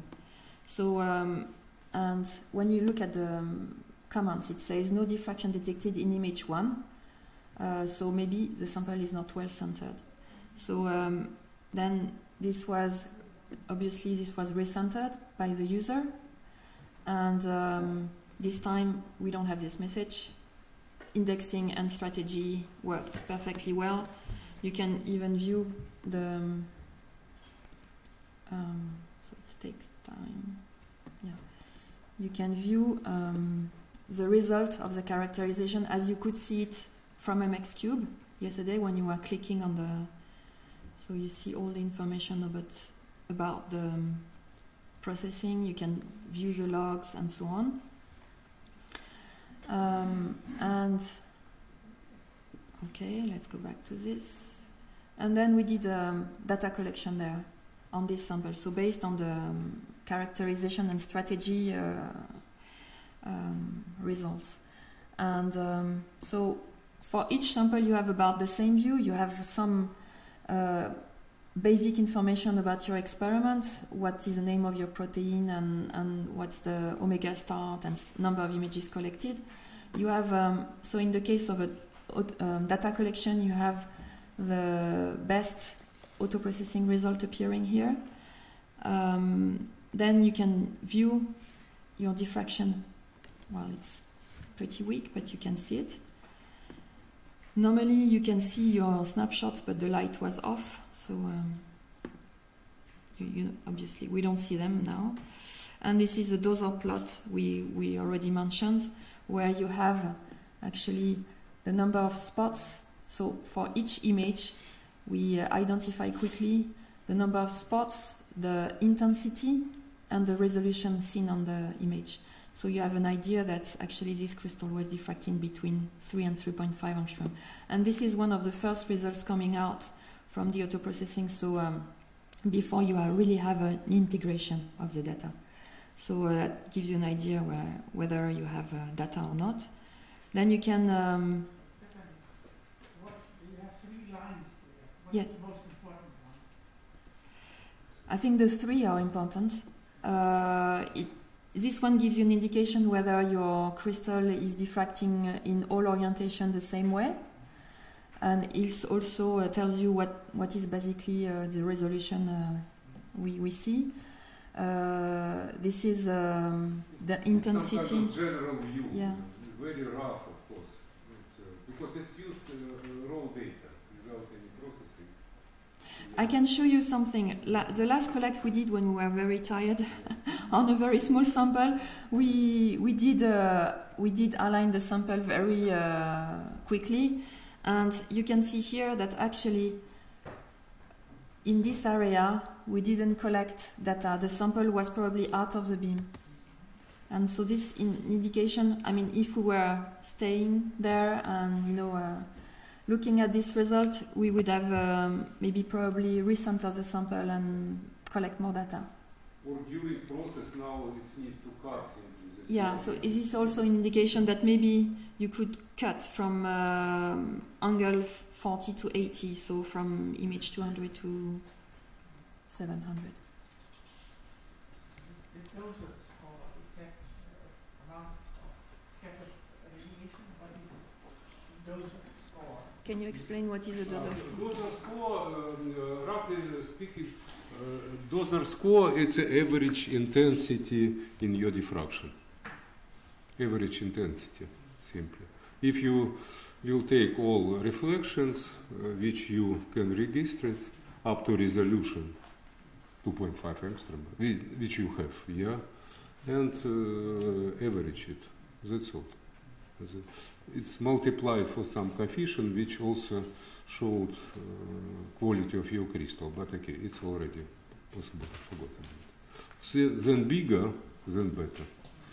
Yeah. If it's less than 1, it means it's very bad diffraction. Yeah.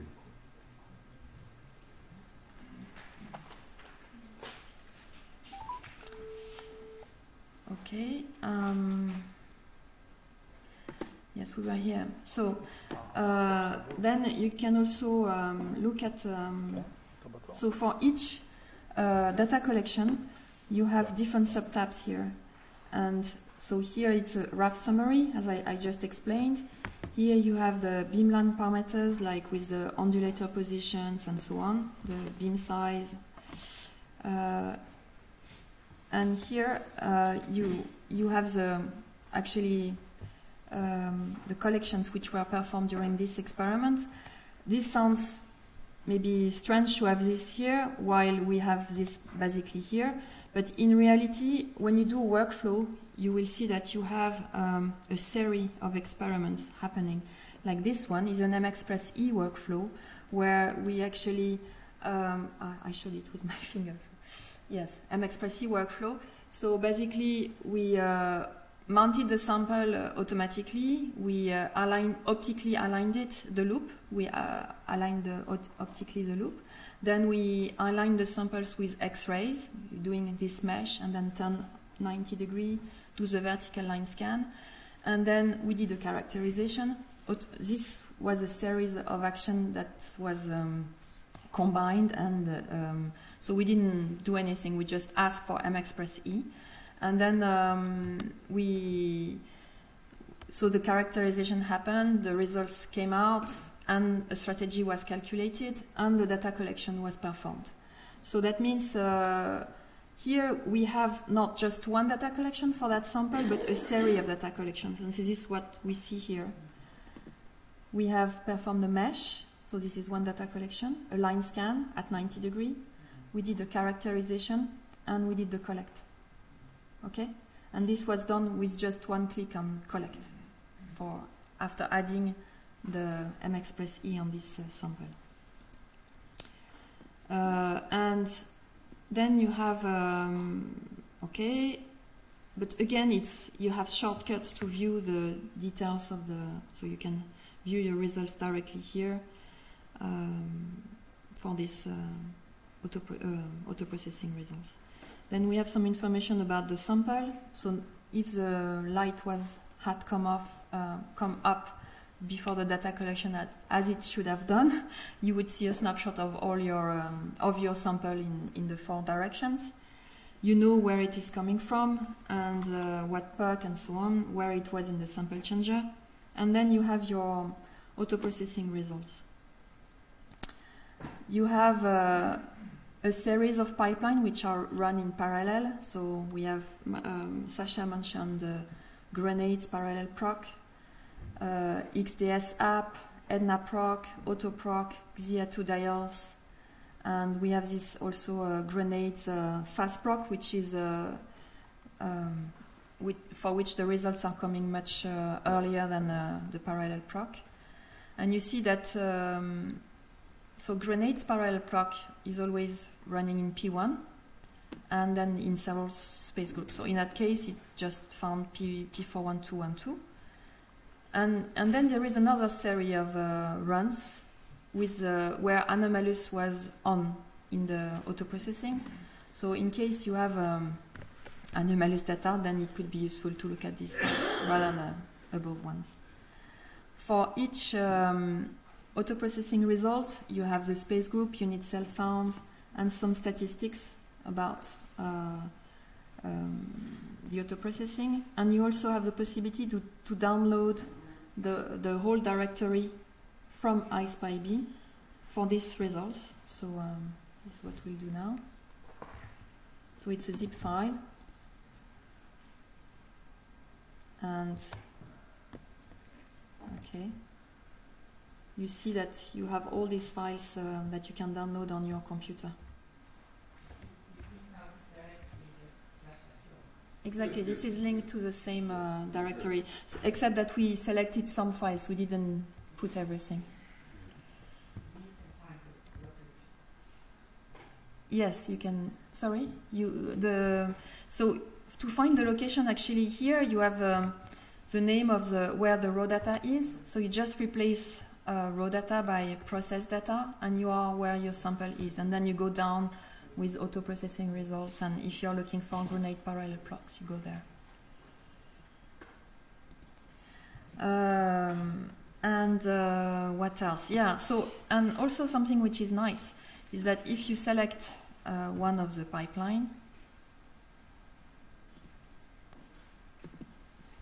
you can view the plots coming out from the analysis. You can even also, if you do a control and select other, you can overlay the different pipelines results. And you see you can also, from there, without downloading the files, you can actually view, for example, the log file. So not all the files are there, but you already have a good view of what's happening. If you see that there are things which are really missing that you use, then just contact me and we can see if we can add this to the list. And these files, they are stored on PyArc, so that's another, it's a disk, an archive disk, which is for the moment, which has been up for the last 15 years. So basically, this data won't vanish because your experiment was happening 2 years ago. It's still there. Okay. Yeah, and this is M-express-E. I already explained that to some of the students.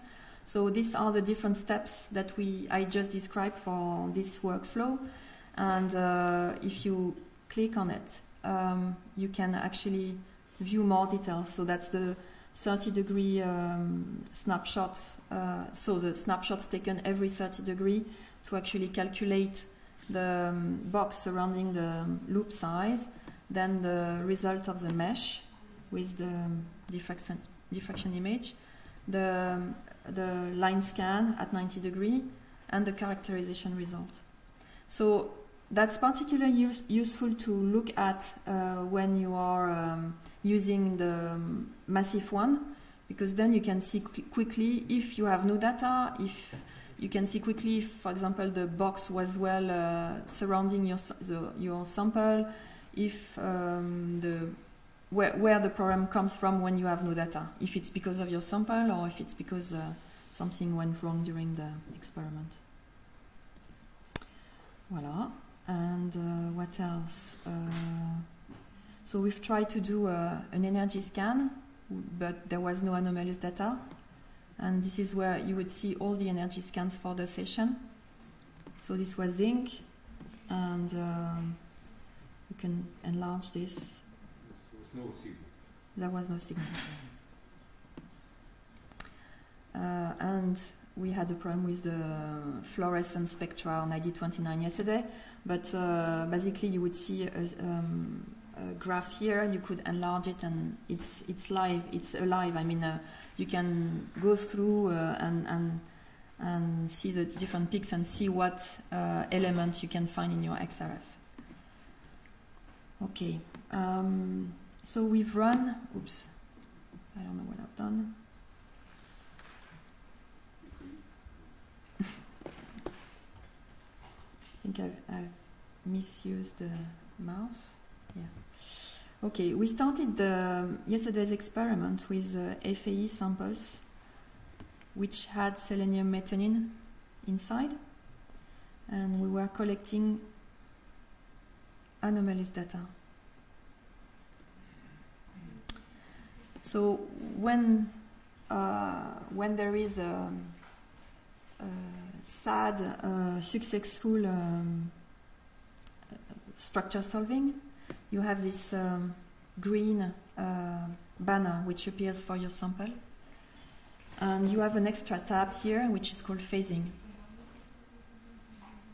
So if you look at phasing, you have all the different steps of ShellX, and the different graphs coming out. ShellXC, ShellXD, the occupancy of the site. Okay, the different cycles. You can download again using this arrow. You can download the folder with all these results, and you also have some minimum information about what percentage of solvent found, the number of chains found, number of residues built, the average fragment length, and so on. And you can also view your PDB, that's what was built, and you can see the selenium methionine sites, and the electron density with using ugly mole. So voila. So this gives you a good idea that actually this worked, but this was a test crystal. So voilà. What else? Maybe you have some questions because about all this stuff, about yesterday data collection and processing. Is anybody have questions? Yeah, Rick, yeah, please.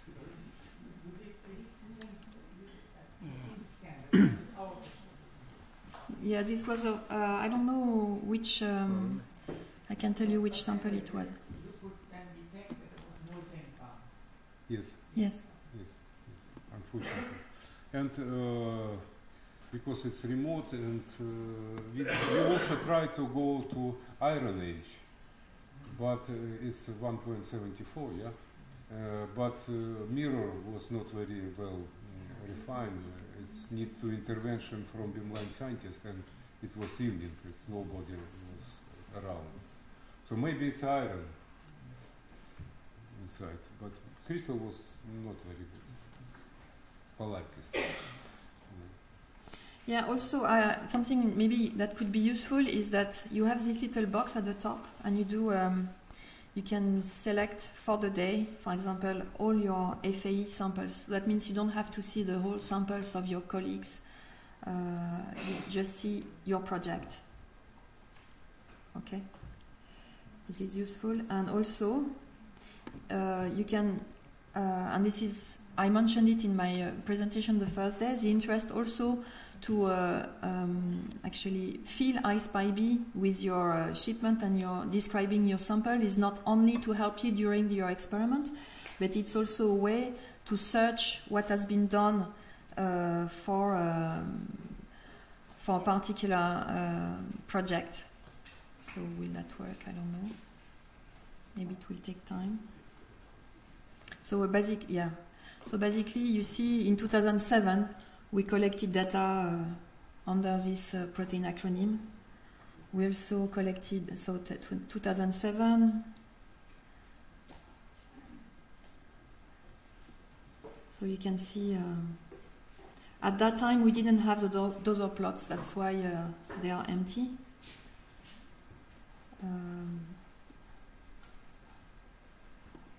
So in November, so there are plenty of those.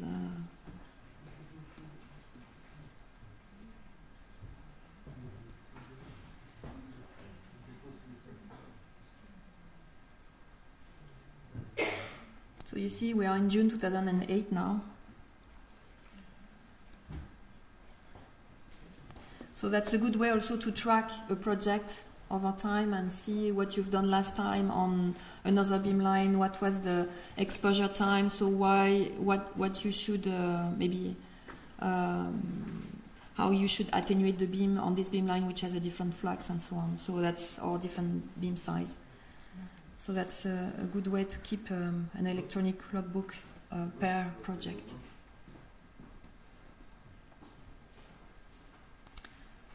Voilà. Do you have questions?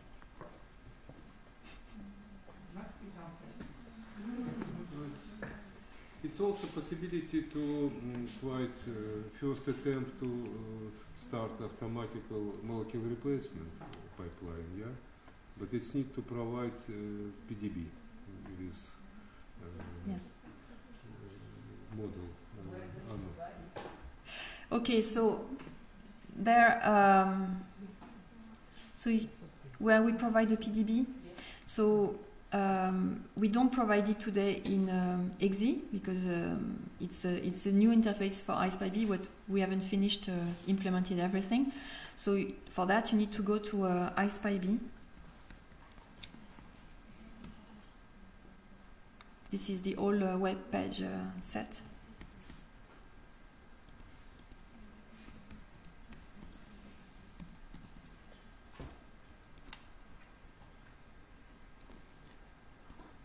Okay, and in samples you have a structure called protein and crystal forms, view protein and crystal forms, and you see the different acronyms. And for example here, for this particular one, I uploaded yesterday a PDB. You see there is something there. If I want to upload for this particular protein here, a PDB, I will just go upload and then choose the file that I want to upload and then upload file. So for the moment we do it only with iSpy-B and we only can upload one PDB file per acronym, but we are working on having this in EXE, and this time we would like to be able to upload several PDBs, because we could have complexes and we could also have different models for the same structure. But I've discussed with earlier on, and they do this already at Diamond. So, and we share the same iSpy-B database, so it should be easy to implement this. So in SyncWeb, you told me you can upload several PDB.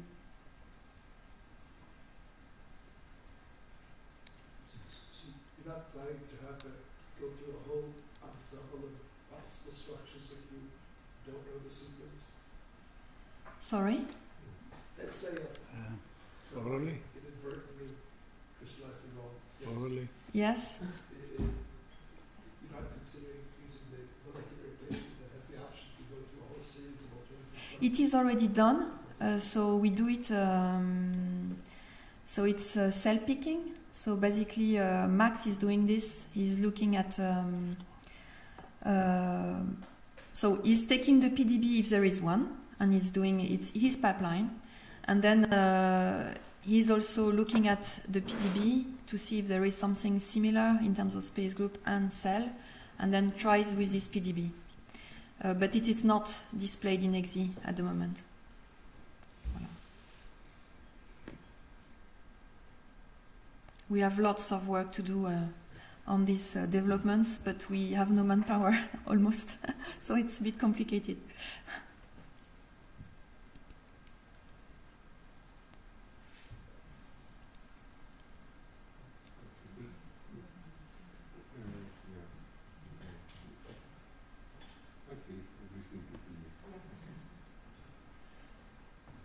Okay.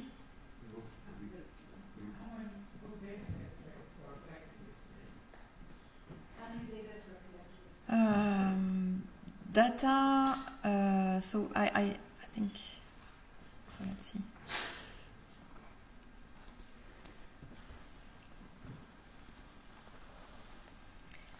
So we put 46 samples on the beam, and we collected 103 collects, but I don't know how many of those were useful.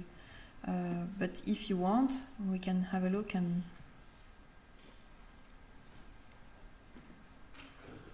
maybe we could display also the number of data sets for which there is a result, auto-processing result. So 2, 3, 4, 5, 6.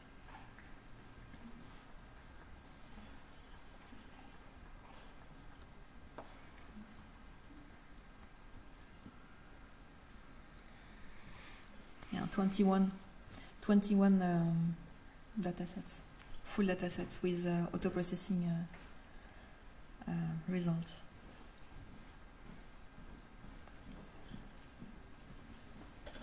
Since you mostly collect, you were saying, on site, except for the failures in the Wi-Fi or the communication, what other problems did you see collecting remotely versus collecting on site? Yesterday. I think what is important is to have a very large screen. That's the first thing. Maybe 2. Even 2, yeah, we discussed that. Having, for example, one big screen with your MX Cube or GDA, so the data, the control beamline software, and one with the results in iSpy-B, then it would be nice. I think it's good to have 2. Then you need to have a high-speed connection, I guess. That's important. But you can, if you're really stuck, because we saw that during the day, there are moments during the day where it was more fluent, and moments it was more tricky, especially in the evening before we went to dinner, it was perfect. We were running samples after sample, and then when we came back, it was really hard. People in Israel were eating dinner, and then they were watching movies. Maybe, yes. So in that case, I would recommend not to hesitate to use the pipelines, because they are doing great jobs, and you can launch them and MXpressy on a series of samples, and up you go. I mean, even if the connection is a bit slow, then it does the job. So by itself.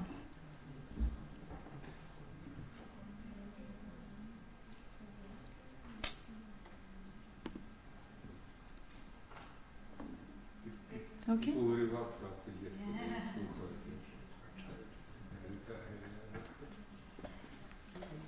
I think, in the name of everyone, would like to really thank Sasha and Stephanie for all the work they did yesterday. Thank you very much.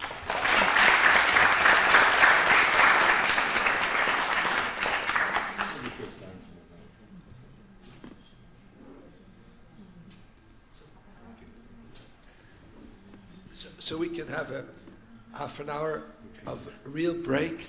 And at 11:45, we'll congregate near where the food is, and the photographer will go up the steps and take a photograph of us all, and then we have lunch.